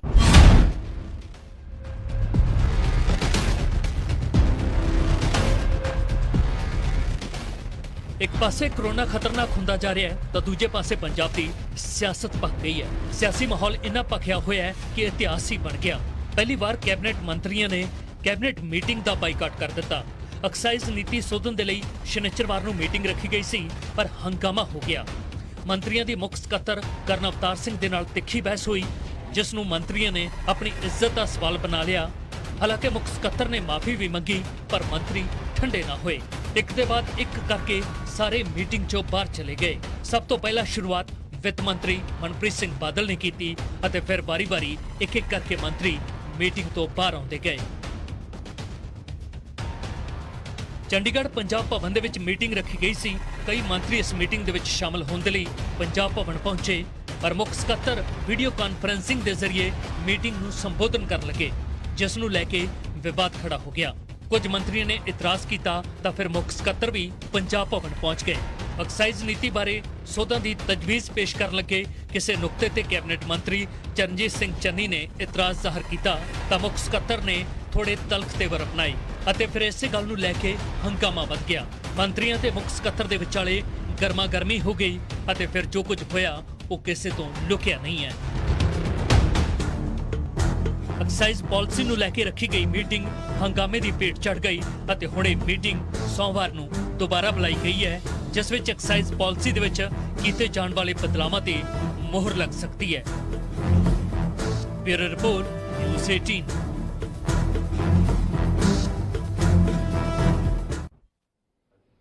ਤਾਂ ਤੁਸੀਂ ਸੁਣ ਰਹੇ ਸੀ ਕਿ ਕਿਸ ਤਰੀਕੇ ਦੇ ਨਾਲ ਸਭ ਕੁਝ ਚੱਲ ਰਿਹਾ, ਕਿਸ ਤਰੀਕੇ ਨਾਲ ਸਵਾਲ ਖੜੇ ਹੋ ਰਹੇ ਨੇ ਔਰ ਮੰਤਰੀਆਂ ਨੇ ਸਵਾਲ ਖੜੇ ਕੀਤੇ ਆ। ਖੜਕੀ ਅਫਸਰਾਂ ਤੇ ਮੰਤਰੀਆਂ ਚ ਇਹਨੂੰ ਲੈ ਕੇ ਸਾਡੀ ਚਰਚਾ ਜਾਰੀ ਹੈ। TR ਸਰੰਗਲ ਸਾਬਕਾ IAS ਅਫਸਰ ਸਾਡੇ ਨਾਲ ਨੇ, ਭਗਵੰਤ ਮਾਨ ਸਾਡੇ ਨਾਲ ਨੇ, ਦਲਜੀਤ ਚੀਮਾ ਵੀ ਸਾਡੇ ਨਾਲ ਜੁੜਨਗੇ ਸ਼੍ਰੋਮਣੀ ਅਕਾਲੀ ਦਲ ਤੋਂ। ਤਾਂ ਅਸੀਂ ਚੱਲਦੇ ਹਾਂ ਭਗਵੰਤ ਮਾਨ ਦੇ ਕੋਲੇ। ਭਗਵੰਤ, ਅਸੀਂ ਇਹ ਦੇਖਦੇ ਰਹੇ ਹਾਂ ਕਿ ਦਿੱਲੀ ਦੇ ਅੰਦਰ ਵੀ ਕੇਜਰੀਵਾਲ ਬਨਾਮ ਅਫਸਰ ਕਾਫੀ ਹੁੰਦੀ ਰਹੀ। LG ਬਨਾਮ ਅਫਸਰ ਤੇ ਅਫਸਰ ਲਗਾਤਾਰ ਟਕਰਾਅ ਦੇ ਅੰਦਰ ਕੇਜਰੀਵਾਲ ਦੇ ਨਾਲ ਰਹੇ। ਕਦੇ ਇਲਜ਼ਾਮ ਵੀ ਲੱਗੇ ਕਿ ਸਾਨੂੰ ਚੀਫ ਸੈਕਟਰੀ ਨੇ ਤੱਕ ਕਹਿਤਾ ਸੀਗਾ ਕਿ ਸਾਡੀ ਕੁੱਟਮਾਰ ਕੀਤੀ ਗਈ ਹੈ। ਤਾਂ ਤੁਹਾਨੂੰ ਲੱਗਦਾ ਨਹੀਂਗਾ ਕਿ ਫਿਰ ਇਹ ਜਿਹੜੀ ਟਕਰਾਅ ਦੀ ਸਥਿਤੀ ਹੈ, ਜਿਹੜੀ ਇਸ ਤਰ੍ਹਾਂ ਦੀ ਸਥਿਤੀ ਹੈ ਕਿ ਇੱਕ ਤਾਲਮੇਲ ਦੀ ਸਥਿਤੀ ਹੋਣੀ ਚਾਹੀਦੀ ਹੈ ਜੇ ਤੁਸੀਂ ਡਿਵੈਲਪਮੈਂਟ ਕਰਨੀ ਹੈ, ਜੇ ਦੇਸ਼ ਨੇ ਅੱਗੇ ਵਧਣਾ, ਪੰਜਾਬ ਨੇ ਅੱਗੇ ਵਧਣਾ, ਤਾਂ ਇੱਕ ਤਰ੍ਹਾਂ ਦੀ ਸਥਿਤੀ ਇਸ ਤਰ੍ਹਾਂ ਦੀ ਹੋਣੀ ਚਾਹੀਦੀ ਹੈ ਕਿ ਤਾਲਮੇਲ ਦੀ ਹੋਵੇ, ਨਾ ਕਿ ਟਕਰਾਅ ਦੀ ਹੋਵੇ। ਤੇ ਇਹਨੂੰ ਤੁਸੀਂ ਕਿਵੇਂ ਦੇਖਦੇ ਹੋ, ਕਿਉਂਕਿ ਤੁਹਾਡਾ ਤਾਂ ਬੜਾ ਲੰਮਾ ਐਕਸਪੀਰੀਅੰਸ ਹੈ ਦਿੱਲੀ 'ਚ। ਦੇਖੋ, ਬਿਲਕੁਲ ਮੈਂ ਬ੍ਰੇਕ ਦੇ ਦੌਰਾਨ ਫਤਿਹ ਜੰਗ ਬਾਜਵਾ ਜੀ ਨਾਲ ਵੀ ਗੱਲ ਕਰ ਰਿਹਾ ਸੀਗਾ, ਕਿਉਂਕਿ ਦਿੱਲੀ ਦੇ ਵਿੱਚ ਵੀ ਕਾਫੀ ਵਾਰ ਇਸ ਤਰ੍ਹਾਂ ਦੀ ਟਕਰਾਅ ਦੀ ਸਥਿਤੀ ਪੈਦਾ ਹੋਈ ਕਿ ਮੁੱਖ ਮੰਤਰੀ ਕੁਝ ਹੋਰ ਜਾ ਰਹੇ ਨੇ, ਅਫਸਰ ਉਹਨਾਂ ਫਾਈਲਾਂ ਨੂੰ ਪਾਸ ਨਹੀਂ ਕਰ ਰਹੇ ਜਾਂ ਉਹ ਫਾਈਲਾਂ ਜਿਹੜੀਆਂ ਰੋਕੀ ਬੈਠੇ ਨੇ। ਤਾਂ ਅਰਵਿੰਦ ਕੇਜਰੀਵਾਲ ਖੁਦ IRS ਆਫੀਸਰ ਰਹੇ ਨੇ, ਉਹਨਾਂ ਨੇ ਅਸਤੀਫਾ ਦੇ ਕੇ ਉਸ ਤੋਂ ਬਾਅਦ ਰਾਜਨੀਤੀ ਦਾ ਰੁਖ ਕੀਤਾ। ਤਾਂ ਅਰਵਿੰਦ ਕੇਜਰੀਵਾਲ ਜੀ ਨੇ ਜਿਸ ਵੇਲੇ IAS ਅਫਸਰਾਂ ਦਾ ਇੱਕ ਮਨਾਉਂਦੇ ਸੀਗੇ, ਕੋਈ ਦਿਨ ਸੀਗਾ, ਤੇ ਉਹਦੇ ਵਿੱਚ ਉਹਨਾਂ ਨੇ ਸਪੈਸ਼ਲੀ ਕਿਹਾ ਕਿ ਜਿਹਨੇ ਰਾਜਨੀਤੀ ਕਰਨੀ ਹੈ ਉਹ ਅਫਸਰੀ ਛੱਡ ਕੇ ਰਾਜਨੀਤੀ ਕਰੇ। ਜਿਵੇਂ ਮੈਂ ਅਸਤੀਫਾ ਦੇ ਕੇ ਆਇਆ, ਜੇ ਨੌਕਰੀ ਦੌਰਾਨ ਰਾਜਨੀਤੀ ਕਰੋਗੇ ਤਾਂ ਤੁਸੀਂ ਲੋਕਤੰਤਰ ਦੇ ਲਈ ਸਭ ਤੋਂ ਵੱਧ ਹਾਨੀਕਾਰਕ ਸਿੱਧ ਹੋਵੋਗੇ। ਔਰ ਬਿਲਕੁਲ ਉਹੀ ਉਸੇ ਤਰ੍ਹਾਂ ਹੀ ਇੱਥੇ ਪੰਜਾਬ 'ਚ ਹੋ ਰਿਹਾ। ਹੁਣ ਅਫਸਰ ਰਾਜਨੀਤੀ ਕਰ ਰਹੇ ਆ, ਕਿਤੇ ਨਾ ਕਿਤੇ MLA ਜਾਂ ਮਿਨਿਸਟਰ ਜਿਹੜੇ ਨੇ ਆਪਣੇ ਆਪ ਨੂੰ ਹਾਸ਼ੀਏ ਤੇ ਮਹਿਸੂਸ ਕਰ ਰਹੇ ਨੇ। ਜਿਸ ਤਰ੍ਹਾਂ ਬਾਜਵਾ ਸਾਹਿਬ ਕਹਿੰਦੇ ਸੀ ਕਿ ਲੋਕਾਂ ਨੂੰ ਤਾਂ ਅਸੀਂ ਫੇਸ ਕਰਨਾ ਹੈ ਨਾ, ਕਿਉਂਕਿ ਜਿਵੇਂ ਕੋਈ ਪਾਰਟੀ ਦੇ ਵਿੱਚ ਮੈਂ ਪ੍ਰਧਾਨ ਆ, ਮੈਂ ਆਮ ਆਦਮੀ ਪਾਰਟੀ ਦਾ ਪ੍ਰਧਾਨ ਆ, ਮੈਂ ਰੈਲੀ ਕਰਕੇ ਆ ਜਾਣਾ, ਪਰ ਜਿਹੜਾ ਜੇ ਕੋਈ ਨੈਗੇਟਿਵ ਜਾਂ ਪੋਜ਼ਿਟਿਵ ਹੈ ਪਾਰਟੀ ਦਾ ਪ੍ਰਤੀ, ਤਾਂ ਉਹ ਸਾਡੇ ਵਰਕਰਾਂ ਨੂੰ ਹੀ ਜਿਹੜਾ ਬਿਲਕੁਲ ਲਾਸਟ ਕੜੀ ਹੈ ਉਹਨੂੰ ਫੇਸ ਕਰਨਾ ਪੈਂਦਾ। ਹੁਣ ਲੋਕਤੰਤਰ ਦੇ ਵਿੱਚ ਜਿਹੜੇ ਫੈਸਲੇ ਹੋਣਗੇ ਇਸ ਤਰ੍ਹਾਂ ਦੇ, ਉਹ ਫੈਸਲਿਆਂ ਦਾ ਅਸਰ ਜਿਹੜਾ ਹੈ ਉਹ ਪਬਲਿਕ ਕਿਤੇ ਪਾਊਗੀ। ਉਹ ਆਪਦੇ MLA ਨੂੰ ਕਹਿਣਗੇ ਪਹਿਲਾਂ ਵੀ ਹਾਂਜੀ ਤੁਹਾਨੂੰ ਚੁਣ ਕੇ ਭੇਜਿਆ ਸੀ, ਤੁਸੀਂ ਕਰੋ ਕੁਝ, ਤੁਸੀਂ ਸਾਨੂੰ ਨਰੇਗਾ ਦੀ ਦਲਜੀਤ ਚੀਮਾ ਵੀ ਜੁੜ ਚੁੱਕੇ ਨੇ, ਸ਼੍ਰੋਮਣੀ ਅਕਾਲੀ ਦਲ ਬਾਦਲ ਦੇ ਬੁਲਾਰੇ ਡਾਕਟਰ ਦਲਜੀਤ ਸਿੰਘ ਚੀਮਾ ਵੀ ਸਾਡੇ ਨਾਲ ਨੇ। ਪਰ ਉਸ ਤੋਂ ਪਹਿਲਾਂ ਮੈਂ ਫਤਿਹ ਜੀ ਤੋਂ ਇੱਕ ਛੋਟਾ ਜਿਹਾ ਕਮੈਂਟ ਲੈਣਾ, ਫਤਿਹ ਬਾਜਵਾ ਤੋਂ। ਫਤਿਹ ਜੀ, ਚਰਚਾ ਇਹ ਹੁੰਦੀ ਹੈ ਕਿ MLAਆਂ ਦੇ ਆਪਣੇ ਕਾਰੋਬਾਰ ਨੇ, ਥੱਲੇ ਬਹੁਤ ਸਾਰੇ ਚਰਚਾ ਚੱਲਦੀ, ਅਫਸਰ ਬਹੁਤ ਸਾਰਾ ਫੀਡਬੈਕ ਇਸ ਤਰ੍ਹਾਂ ਦਾ ਜਿਵੇਂ ਤੁਹਾਡੇ ਆਉਂਦੇ ਨੇ ਆਫ ਦੀ ਰਿਕਾਰਡ, ਬਹੁਤ ਸਾਰੇ ਅਫਸਰ ਇਹ ਕਹਿੰਦੇ ਨੇ ਕਿ ਜੀ ਥੱਲੇ MLAਆਂ ਦੀਆਂ ਸੈਟਿੰਗਾਂ ਨੇ, MLA ਆਪਣਾ ਮਾਫੀਆ ਚਲਾਉਣਾ ਚਾਹੁੰਦੇ ਨੇ, MLA ਕਰਨਾ ਚਾਹੁੰਦੇ, ਇਸ ਤਰ੍ਹਾਂ ਦੇ ਇਲਜ਼ਾਮ ਲੱਗਦੇ ਨੇ। ਇਸ ਤਰ੍ਹਾਂ ਅਫਸਰ ਆਫ ਦੀ ਰਿਕਾਰਡ ਬਹੁਤ ਕੁਝ ਕਹਿੰਦੇ ਨੇ ਕਿ ਇਹ ਵੀ ਕਹਾਣੀ ਹੁੰਦੀ ਹੈ। ਉਹ ਕਹਿੰਦੇ ਲੜਾਈਆਂ ਤਾਂ ਹੀ ਹੁੰਦੀਆਂ ਨੇ ਜ਼ਿਆਦਾਤਰ ਅਫਸਰਾਂ ਤੇ, ਜਦੋਂ ਲੜਾਈ ਹੁੰਦੀ ਹੈ ਪੋਲੀਟੀਕਲ, ਲੋਕਾਂ ਦੀ ਅਸਲ 'ਚ ਲੜਾਈ ਇਸ ਕਰਕੇ ਹੁੰਦੀ ਹੈ ਕਿਉਂਕਿ ਉਹ ਗਲਤ ਕੰਮ ਕਰਾਉਣਾ ਚਾਹੁੰਦੇ ਨੇ, ਗਲਤ ਕਰਨਾ ਚਾਹੁੰਦੇ ਨੇ। ਇਸ ਤਰ੍ਹਾਂ ਦੇ ਇਲਜ਼ਾਮ ਲੱਗਦੇ ਨੇ ਐਮਐਲਏ ਦੇ ਉੱਤੇ ਵੀ। ਯਾਦਵਿੰਦਰ ਜੀ, ਜੇ ਕੋਈ ਅਫਸਰ ਇਹੋ ਜੀ ਗੱਲ ਕਰਦਾ ਤੇ ਮੈਂ ਸਮਝਦਾ ਬੜੀ ਮੰਦਭਾਗੀ ਹੈ। ਜੇ ਕੋਈ ਐਮਐਲਏ ਇਹੋ ਜਿਹਾ ਕੰਮ ਕਰਦਾ ਤੇ ਉਹਨੂੰ ਨਸ਼ਰ ਕਰਨ, ਕਿਉਂਕਿ ਚੀਫ ਮਿਨਿਸਟਰ ਨਹੀਂ ਬੈਠੇ, ਚੀਫ ਮਿਨਿਸਟਰ ਸਾਹਿਬ ਨੂੰ ਸ਼ਿਕਾਇਤ ਕਰਨ ਵੀ ਆ ਤੁਹਾਡਾ ਐਮਐਲਏ ਫਲਾਣੇ ਗਲਤ ਕੰਮ ਕਰਦਾ ਫਿਰਦਾ। ਇਹ ਬਿਲਕੁਲ ਗਲਤ ਗੱਲ ਹੈ। ਜਿਹੜੇ ਬੰਦਿਆਂ ਦੇ ਅਕਸ ਸਾਫ਼ ਨੇ ਸਾਰੀ ਦੁਨੀਆ ਨੂੰ ਪਤਾ ਹੈ, ਤੇ ਜਿਹੜੇ ਬੰਦੇ ਇਹੋ ਜਿਹਾ ਕੰਮ ਕਰਦੇ ਨੇ ਉਹ ਇੱਕੋ ਵਾਰੀ ਬਣਦੇ ਨੇ, ਦੋਹਰੇ ਨਹੀਂ ਬਣਦੇ। ਇਹ ਗੱਲ ਬਿਲਕੁਲ ਗਲਤ ਹੈ। ਕੋਈ ਐਮਐਲਏ ਦਾ ਕਿਤੇ ਵੀ ਕੋਈ ਚੱਕਰ ਨਹੀਂ। ਸਾਰੇ ਅਫਸਰ ਸੀਐਮ ਸਾਹਿਬ ਨੂੰ ਉਸ ਘੁੰਡੀ ਦੇ ਲਿਆ ਕੇ, ਕੋਈ ਥੱਲੇ ਬੰਦਾ ਪੋਲੀਟੀਕਲ ਬੰਦੇ ਵੀ ਸ਼ਰਾਬ ਦਾ ਕੰਮ ਕਰਨਾ ਚਾਹੁੰਦੇ ਹੋ, ਸ਼ਰਾਬ ਦਾ ਡੀਸੈਂਟਰਲਾਈਜੇਸ਼ਨ, ਇਸ ਤਰ੍ਹਾਂ ਦੇ ਇਲਜ਼ਾਮ ਲੱਗਦੇ ਨੇ ਕਿ ਥੱਲੇ ਬੰਦੇ ਆਪਣੀ ਕਾਰੋਬਾਰ ਚਲਾਉਣਾ ਚਾਹੁੰਦੇ, ਇਲਜ਼ਾਮ ਲੱਗਦੇ ਇਸ ਤਰ੍ਹਾਂ ਦੇ। ਦੇਖੋ, ਜਿਹੜਾ ਤੇ ਕੋਈ ਕਾਰੋਬਾਰ ਆ ਉਹਨੂੰ ਕੋਈ ਵੀ ਕਰਨਾ ਚਾਹੁੰਦਾ, ਉਹ ਤੇ ਕਿਸੇ ਨੂੰ ਕੋਈ ਤੁਸੀਂ ਰੋਕ ਨਹੀਂ ਸਕਦੇ। ਪਰ ਕੋਈ ਗਲਤ ਕੰਮ ਕਰਦਾ, ਕੋਈ ਆਪਣੀ ਪੋਜੀਸ਼ਨ ਦੀ ਦੁਰਵਰਤੋਂ ਕਰਦਾ, ਉਹ ਤੇ ਐਕਸ਼ਨ ਹੋਣਾ ਚਾਹੀਦਾ। ਅਸੀਂ ਤੇ ਆਪ ਕਹਿੰਦੇ ਆ ਵੀ ਪਹਿਲੀ ਗੱਲ ਤੇ ਐਮਐਲਏ ਨੂੰ ਇਸ ਮੈਂ ਡਾਕਟਰ ਦਲਜੀਤ ਚੀਮਾ ਹੋਰਾਂ ਕੋਲ ਚੱਲਦਾ। ਬਿਲਕੁਲ ਫਤਿਹ ਜੀ, ਮੈਂ ਆ ਗਿਆ। ਸਾਡੇ ਕੋਲ ਟਾਈਮ, ਫਤਿਹ ਜੀ, ਹੁਣ ਥੋੜਾ ਤਕਨੀਕੀ ਸਮੱਸਿਆ ਆ ਗਈ ਸੀ, ਸਾਡੀ ਟਾਈਮ ਥੋੜਾ ਘਟ ਗਿਆ। ਮੈਂ ਚੀਮਾ ਜੀ ਨੂੰ ਵੀ ਸ਼ਾਮਲ ਕਰ ਲਾਂ ਕਿਉਂਕਿ ਉਹਨਾਂ ਵੱਲੋਂ ਬਕਾਇਦਾ ਤੌਰ ਤੇ ਕਿਹਾ ਗਿਆ ਕਿ ਫੇਥ ਨਹੀਂ ਰਿਹਾ। ਅਕਾਲੀ ਦਲ ਨੇ ਵੀ ਪੋਜੀਸ਼ਨ ਲਈ ਹੈ ਇੱਕ ਇਸ ਮਸਲੇ ਦੇ ਉੱਤੇ। ਆਮ ਤੌਰ ਤੇ ਬਾਕੀ ਪਾਰਟੀਆਂ ਦੂਜੀ ਪਾਰਟੀ ਦੀ ਪੋਲਿਟਿਕਸ 'ਚ ਇੰਟਰਸਟ ਨਹੀਂ ਲੈਂਦੀਆਂ ਹੁੰਦੀਆਂ। ਦਲਜੀਤ ਚੀਮਾ ਜੀ, ਕੀ ਕਹਿ ਰਹੇ ਹੋ? ਅਕਾਲੀ ਦਲ ਦੀ ਕੀ ਪੋਜੀਸ਼ਨ ਹੈ ਇਸ ਮਸਲੇ ਦੇ ਉੱਤੇ? ਲੜਾਈ ਤੇ ਕਾਂਗਰਸ ਦੀ ਹੈ, ਅਕਾਲੀ ਦਲ ਵੀ ਕਮੈਂਟ ਕਰ ਰਿਹਾ, ਕੀ ਕਹਿਣਾ ਚਾਹੁੰਦਾ ਅਕਾਲੀ ਦਲ? ਦੇਖੋ, ਗੱਲ ਇਹ ਹੈ ਕਿ ਇਸ ਵੇਲੇ ਸਟੇਟ ਦੇ ਵਿੱਚ ਬਿਲਕੁਲ ਕਨਸਟੀਟਿਊਸ਼ਨਲ ਕ੍ਰਾਈਸਿਸ ਖੜੀ ਹੋ ਗਈ ਆ, ਔਰ ਸਰਕਾਰ ਦੀ ਜਿਹੜੀ ਵਰਕਿੰਗ ਹੈ ਉਹਦੇ ਮੰਤਰੀ ਸਾਹਿਬਾਨ ਨੇ ਖੁਦ ਸਾਰੇ ਲੋਕਾਂ ਦੇ ਸਾਹਮਣੇ ਰੱਖ ਦਿੱਤੀ ਹੈ ਕਿ ਕੀ ਹਾਲਤ ਹੈ, ਸਰਕਾਰ ਕਿੰਨਾ ਕੰਮਾਂ ਦੇ ਵਿੱਚ ਬਿਜ਼ੀ ਆ, ਔਰ ਇਸ ਪੈਂਡੈਮਿਕ ਦੇ ਵਿੱਚ, ਇਸ ਤਰਾਸਦੀ ਦੇ ਵਿੱਚ ਲੋਕਾਂ ਦੀਆਂ ਲੋੜਾਂ ਕੀ ਹੈਗੀਆਂ। ਇਹ ਜਿਹੜਾ ਕੰਮ ਹੋਇਆ ਕੈਬਨਿਟ ਦੇ ਵਿੱਚ, ਇਹ ਇਤਿਹਾਸ ਦੇ ਵਿੱਚ ਸ਼ਾਇਦ ਸਾਰਿਆਂ ਨੇ ਪਹਿਲੀ ਵਾਰੀ ਦੇਖਿਆ ਕਿ ਸਾਰੀ ਕੈਬਨਿਟ ਨੂੰ ਜਿਹੜਾ ਹੈਗਾ ਉਹ ਉੱਠ ਕੇ ਬਾਈਕਾਟ ਕਰਕੇ ਕੈਬਨਿਟ ਦਾ ਛੱਡ ਕੇ ਜਾਣਾ ਪਵੇ। ਜਿਸ ਮੁੱਖ ਮੰਤਰੀ ਦਾ ਆਪਣੀ ਕੈਬਨਿਟ ਦੇ ਵਿੱਚ ਭਰੋਸਾ ਨਹੀਂ ਹੈ, ਔਰ ਜਿਸ ਕੈਬਨਿਟ ਨੂੰ ਆਪਣੇ ਮੁੱਖ ਮੰਤਰੀ ਦੇ ਉੱਤੇ ਭਰੋਸਾ ਨਹੀਂ ਹੈ, ਜਿਸ ਰਾਜ ਦੇ ਵਿੱਚ ਅਫਸਰਸ਼ਾਹੀ ਨੂੰ ਮੰਤਰੀਆਂ ਦੇ ਉੱਤੇ ਭਰੋਸਾ ਨਹੀਂ ਹੈ, ਮੰਤਰੀਆਂ ਨੂੰ ਅਫਸਰਸ਼ਾਹੀ ਦੇ ਉੱਤੇ ਭਰੋਸਾ ਨਹੀਂ ਹੈ, ਤੇ ਉਹਦੇ ਵਿੱਚ ਸਮਝਦਾ ਲੋਕਾਂ ਦਾ ਰੱਬ ਰੱਖਾ ਹੀ ਹੈ। ਕਿਉਂਕਿ ਇਸ ਤਰ੍ਹਾਂ ਦੀ ਕ੍ਰਾਈਸਿਸ ਖੜੀ ਹੋ ਜਾਣੀ ਔਰ ਇਸ ਤਰ੍ਹਾਂ ਦੀਆਂ ਗੰਭੀਰ ਐਲੀਗੇਸ਼ਨਾਂ ਲੱਗਣੀਆਂ, ਮੈਂ ਸਮਝਦਾ ਕਿ ਬਹੁਤ ਹੀ ਇੱਕ ਮੰਦਭਾਗੀ ਗੱਲ ਹੈ। ਕਿਉਂਕਿ ਅੱਜ ਅਖਬਾਰਾਂ ਦੀਆਂ ਵੀ ਮੈਂ ਦੇਖਿਆ ਸੀ, ਪੰਜਾਬੀ ਦੇ ਇੱਕ ਵੱਡੇ ਅਖਬਾਰ ਨੇ ਬੜੀ ਵੱਡੀ ਜਿਹੜੀ ਹੈ ਸਟੋਰੀ ਛਾਪੀ ਹੈ ਕਿ ਸਾਰਾ ਲਾਕਡਾਊਨ ਦੇ ਪੀਰੀਅਡ ਦੇ ਵਿੱਚ ਡਿਸਪੈਂਸਰੀਆਂ ਖੁੱਲੀਆਂ ਰਹੀਆਂ, ਪੁਲਿਸ ਦੀ ਮਦਦ ਦੇ ਨਾਲ ਜਿਹੜੀਆਂ ਕਾਫਲੇ ਚੱਲਦੇ ਰਹੇ, 2 ਨੰਬਰ ਦੀ ਸ਼ਰਾਬ ਵਿਕਦੀ ਰਹੀ। ਔਰ ਪੰਜਾਬ ਹੀ ਸਾਡੀ ਇੱਕੋ ਜਿਹੀ ਸਟੇਟ ਹੈ ਮੇਰੇ ਖਿਆਲ ਜਿੱਥੇ ਠੇਕੇ ਖੁੱਲੇ ਆ ਤੇ ਗਾਹਕ ਕੋਈ ਨਹੀਂ, ਜਦੋਂ ਕਿ ਬਾਕੀ ਸਟੇਟਾਂ ਦੇ ਵਿੱਚ ਠੇਕੇ ਖੁੱਲੇ ਆ ਤੇ 2-2 ਕਿਲੋਮੀਟਰ ਦੀਆਂ ਲਾਈਨਾਂ ਲੱਗੀਆਂ ਹੋਈਆਂ। ਇਹਦਾ ਮਤਲਬ ਹੈ ਕਿ 2 ਨੰਬਰ ਦੀ ਸ਼ਰਾਬ ਵੀ ਵਿਕੀ, 2 ਨੰਬਰ ਦਾ ਪੈਸਾ ਵੀ ਕਮਾਇਆ ਗਿਆ। ਨਹੀਂ, ਕਨਸਟੀਟਿਊਸ਼ਨਲ ਕ੍ਰਾਈਸਿਸ ਦਾ ਮਤਲਬ ਤਾਂ ਇਹ ਹੁੰਦਾ ਚੀਮਾ ਜੀ, ਜਿੰਨਾ ਤੱਕ ਅਸੀਂ ਜਾਣਦੇ ਹਾਂ, ਕਨਸਟੀਟਿਊਸ਼ਨਲ ਕ੍ਰਾਈਸਿਸ ਦਾ ਮਤਲਬ ਇਹ ਹੁੰਦਾ ਜਦੋਂ ਵੀ ਦੇਸ਼ 'ਚ ਗੱਲ ਹੁੰਦੀ ਹੈ ਜਾਂ ਹੁਣ ਤੱਕ ਹੋਈ ਹੈ।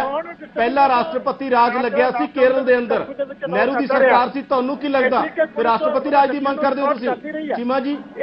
ਚੀਮਾ ਜੀ, ਰਾਸ਼ਟਰਪਤੀ ਰਾਜ ਦੀ ਮੰਗ ਕਰਦੇ ਹੋ?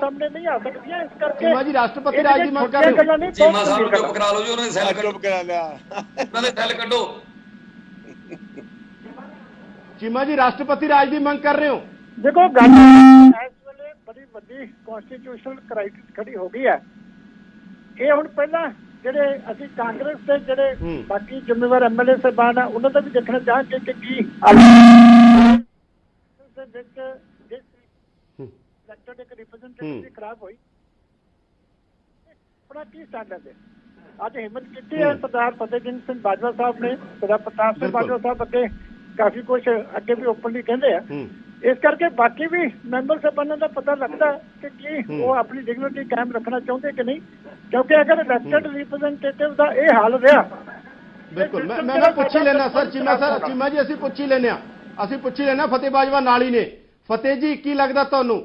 ਇਹ ਕਹਿੰਦੇ ਰਾਸ਼ਟਰਪਤੀ ਰਾਜ ਲੱਗੇ, ਮਤਲਬ ਇੱਕ ਤਰ੍ਹਾਂ ਦਾ ਦੇਖੋ ਜਦੋਂ ਕਨਸਟੀਟਿਊਸ਼ਨਲ ਕ੍ਰਾਈਸਿਸ ਕੀ ਹੁੰਦਾ, ਕਨਸਟੀਟਿਊਸ਼ਨਲ ਕ੍ਰਾਈਸਿਸ ਕਹਿ ਕੇ ਹੀ ਇਸ ਦੇਸ਼ 'ਚ ਰਾਸ਼ਟਰਪਤੀ ਰਾਜ ਲੱਗਦੇ ਰਹੇ ਜਿੰਨੇ ਵੀ ਲੱਗੇ, ਇਵਨ ਕਿ ਐਮਰਜੈਂਸੀ ਵੀ ਬਹੁਤ ਸਾਰੀਆਂ ਚੀਜ਼ਾਂ ਅਸੀਂ ਦੇਖਦੇ ਹਾਂ। ਇਹ ਥੋੜਾ ਵੀ ਐਮਐਲਏ ਭੱਜ ਗਏ ਜਾਂ ਕੋਈ ਕਾਰਨ ਹੋਰ ਹੋ ਗਿਆ, ਕੋਈ ਕਨਸਟੀਟਿਊਸ਼ਨਲ ਕ੍ਰਾਈਸਿਸ ਕੋਈ ਨਹੀਂ ਹੈ। It is a matter of just the policy ਵੀ ਉਸ ਤਰੀਕੇ ਫੋਲੋ ਕਿਦਾਂ ਕੀਤੀ ਜਾਂਦੀ ਹੈ। ਵੀ ਜਿਹੜਾ ਤਰੀਕਾਕਾਰ ਸੀ ਕੈਬਨਿਟ ਮੀਟਿੰਗ ਦਾ ਉਹ ਗਲਤ ਸੀ।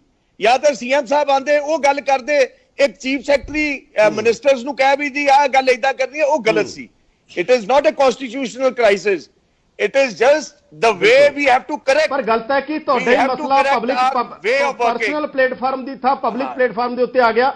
ਪ੍ਰਤਾਪ ਬਾਜਵਾ ਕੁਝ ਕਹਿਣਾ ਚਾਹੁੰਦੇ ਨੇ। ਫਤਿਹ ਜੀ, ਪ੍ਰਤਾਪ ਬਾਜਵਾ ਕੁਝ ਕਹਿਣਾ ਚਾਹੁੰਦੇ ਨੇ। ਪ੍ਰਤਾਪ ਜੀ ਕੀ ਕਹਿਣਾ ਚਾਹੁੰਦੇ ਹੋ? ਦੇਖੋ, ਦੋ ਤਿੰਨ ਚੀਜ਼ਾਂ ਯਾਦਵਿੰਦਰ ਜੀ ਮੈਂ ਜਲਦੀ ਬਰੀਫ ਚ ਕਹਿਣੀਆਂ ਨੇ, ਕਿਉਂਕਿ ਤੁਹਾਡੇ ਸਰੋਤੇ ਸੁਣ ਰਹੇ ਨੇ। ਸਾਰਿਆਂ ਨੂੰ ਪਹਿਲੇ 600 ਕਰੋੜ ਘਟਿਆ, ਫਿਰ 1000, ਫਿਰ 2000, 3600 ਕਰੋੜ ਰੁਪਏ ਦਾ ਜਿਹੜਾ ਚੂਨਾ ਲੱਗਾ ਪੰਜਾਬ ਦੇ ਲੋਕਾਂ ਨੂੰ ਤੇ ਪੰਜਾਬ ਦੇ ਐਕਸਚੇਕਰ ਨੂੰ। ਕੀ ਕੈਪਟਨ ਅਮਰਿੰਦਰ ਸਿੰਘ ਇਮੀਡੀਏਟਲੀ ਕੋਈ high powered time bound inquiry ਇਹਦੀ ਕਰਵਾਉਣਗੇ ਕਿ ਕੌਣ ਲੋਕ ਜ਼ਿੰਮੇਵਾਰ ਨੇ?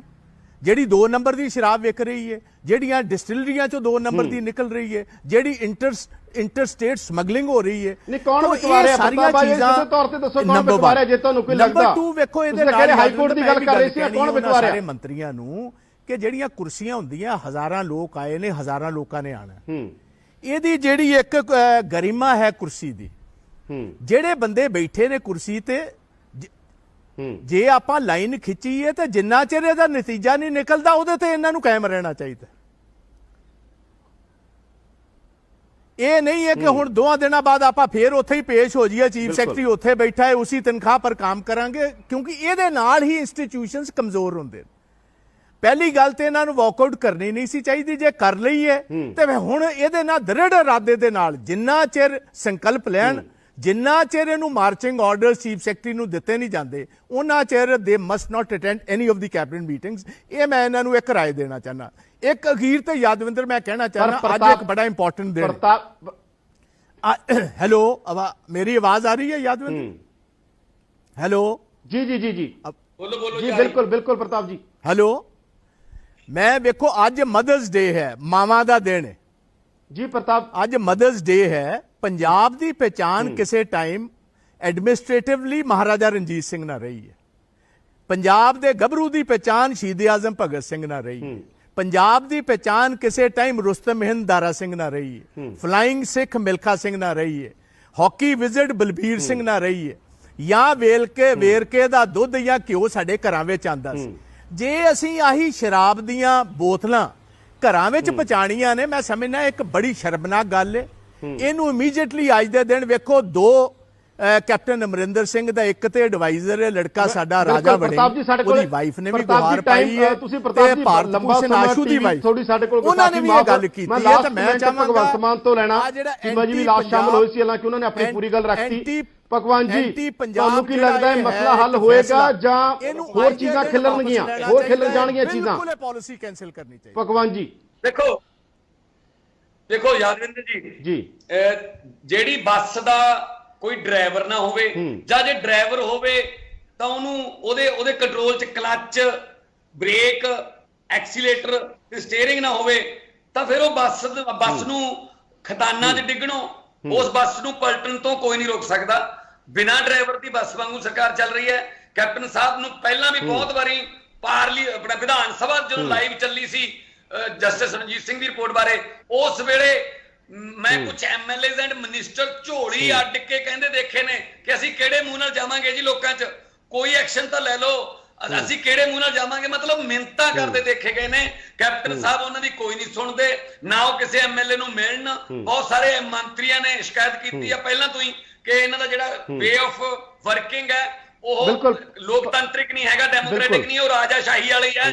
ਸੋ ਇਸ ਕਰਕੇ ਜੇ ਕੈਪਟਨ ਸਾਹਿਬ ਨੇ ਆਪਣੇ ਮਿਨਿਸਟਰਸ ਨੂੰ, ਆਪਣੇ ਐਮਐਲਏਜ਼ ਨੂੰ ਉਹਨਾਂ ਦਾ ਬਣਦਾ ਮਾਣ ਸਤਿਕਾਰ ਨਾ ਦਿੱਤਾ, ਤਾਂ ਜੋ ਅਕਾਲੀ ਦਲ ਦਾ ਹਾਲ ਹੋਇਆ 2017 ਦੇ ਵਿੱਚ, ਮੈਨੂੰ ਲੱਗਦਾ ਨਹੀਂ ਕਿ ਕੋਈ ਉਹ ਤੋਂ ਬਹੁਤਾ ਵਧੀਆ ਹੋਊਗਾ ਨਾ ਕਾਂਗਰਸ ਦਾ, ਕਿਉਂਕਿ ਜਿਸ ਤਰੀਕੇ ਨਾਲ ਮਿਨਿਸਟਰ ਜੇ ਕਹਿ ਰਹੇ ਨੇ ਕਿ ਭਗਵਾਨ ਜੀ ਸਾਡੇ ਕੋਲ ਕਿਸੇ ਗੱਲ ਤੇ ਸਾਹਮਣੇ ਅੱਖ ਮਿਲਾਉਣ ਜੋਗਾ ਛੱਡੋ।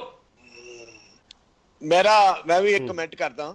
ਬਿਲਕੁਲ ਮੇਰੇ ਛੋਟੇ ਵੀਰ ਭਗਵਾਨ ਜੀ ਨੇ ਗੱਲ ਕੀਤੀ। ਭਗਵਾਨ ਜੀ ਸਾਡੇ ਕੋਲ ਟਾਈਮ ਹੈ ਨਹੀਂ ਸੀ। ਭਗਵਾਨ ਜੀ ਗੁਸਤਾਖੀ ਮਾਫ। ਬਾਜਵਾ ਜੀ ਤੁਹਾਡਾ ਧੰਨਵਾਦ, ਭਗਵਾਨ ਜੀ ਤੁਹਾਡਾ ਧੰਨਵਾਦ, ਚੀਮਾ ਜੀ ਤੁਹਾਡਾ ਧੰਨਵਾਦ, ਫਤਿਹ ਜੀ ਤੁਹਾਡਾ ਧੰਨਵਾਦ, ਸਰੰਗਲ ਸਾਹਿਬ ਤੁਹਾਡਾ ਬਹੁਤ ਧੰਨਵਾਦ। ਚਰਚਾ ਸੀ ਇਸੇ ਤੇ ਕਰ ਰਹੀ ਸੀ। 2 ਬੱਸਾਂ ਤਿਆਰ ਖੜੀਆਂ ਨੇ, ਆਮ ਆਦਮੀ ਪਾਰਟੀ ਤੇ ਅਕਾਲੀ ਦਲ ਦੀ ਕਹਿ ਰਹੇ ਨੇ ਇਹ ਬੱਸ ਦਾ ਡਰਾਈਵਰ ਠੀਕ ਬੱਸ ਨਹੀਂ ਚਲਾ ਰਿਹਾ। ਸਿਆਸਤ 'ਚ ਕੋਈ ਪੱਕਾ ਦੋਸਤ ਤੇ ਦੁਸ਼ਮਣ ਨਹੀਂ ਹੁੰਦਾ ਹੈ। ਦੇਖਦੇ ਹਾਂ 2022 ਦੀ ਸਿਆਸਤ ਕਿੱਧਰ ਨੂੰ ਜਾਂਦੀ ਹੈ ਤੇ ਇਹ ਚੀਜ਼ਾਂ ਕਾਂਗਰਸ ਪਾਰਟੀ ਨੂੰ ਕਿੱਧਰ ਨੂੰ ਲੈ ਕੇ ਜਾਣਗੀਆਂ। ਤੁਸੀਂ ਦੇਖ ਰਹੇ ਸੀ ਪ੍ਰਾਈਮ ਟਾਈਮ। ਅੱਗੇ ਦੇਖੋ ਦੇਸ਼ ਦੁਨੀਆ ਦੀਆਂ ਵੱਡੀਆਂ ਖਬਰਾਂ।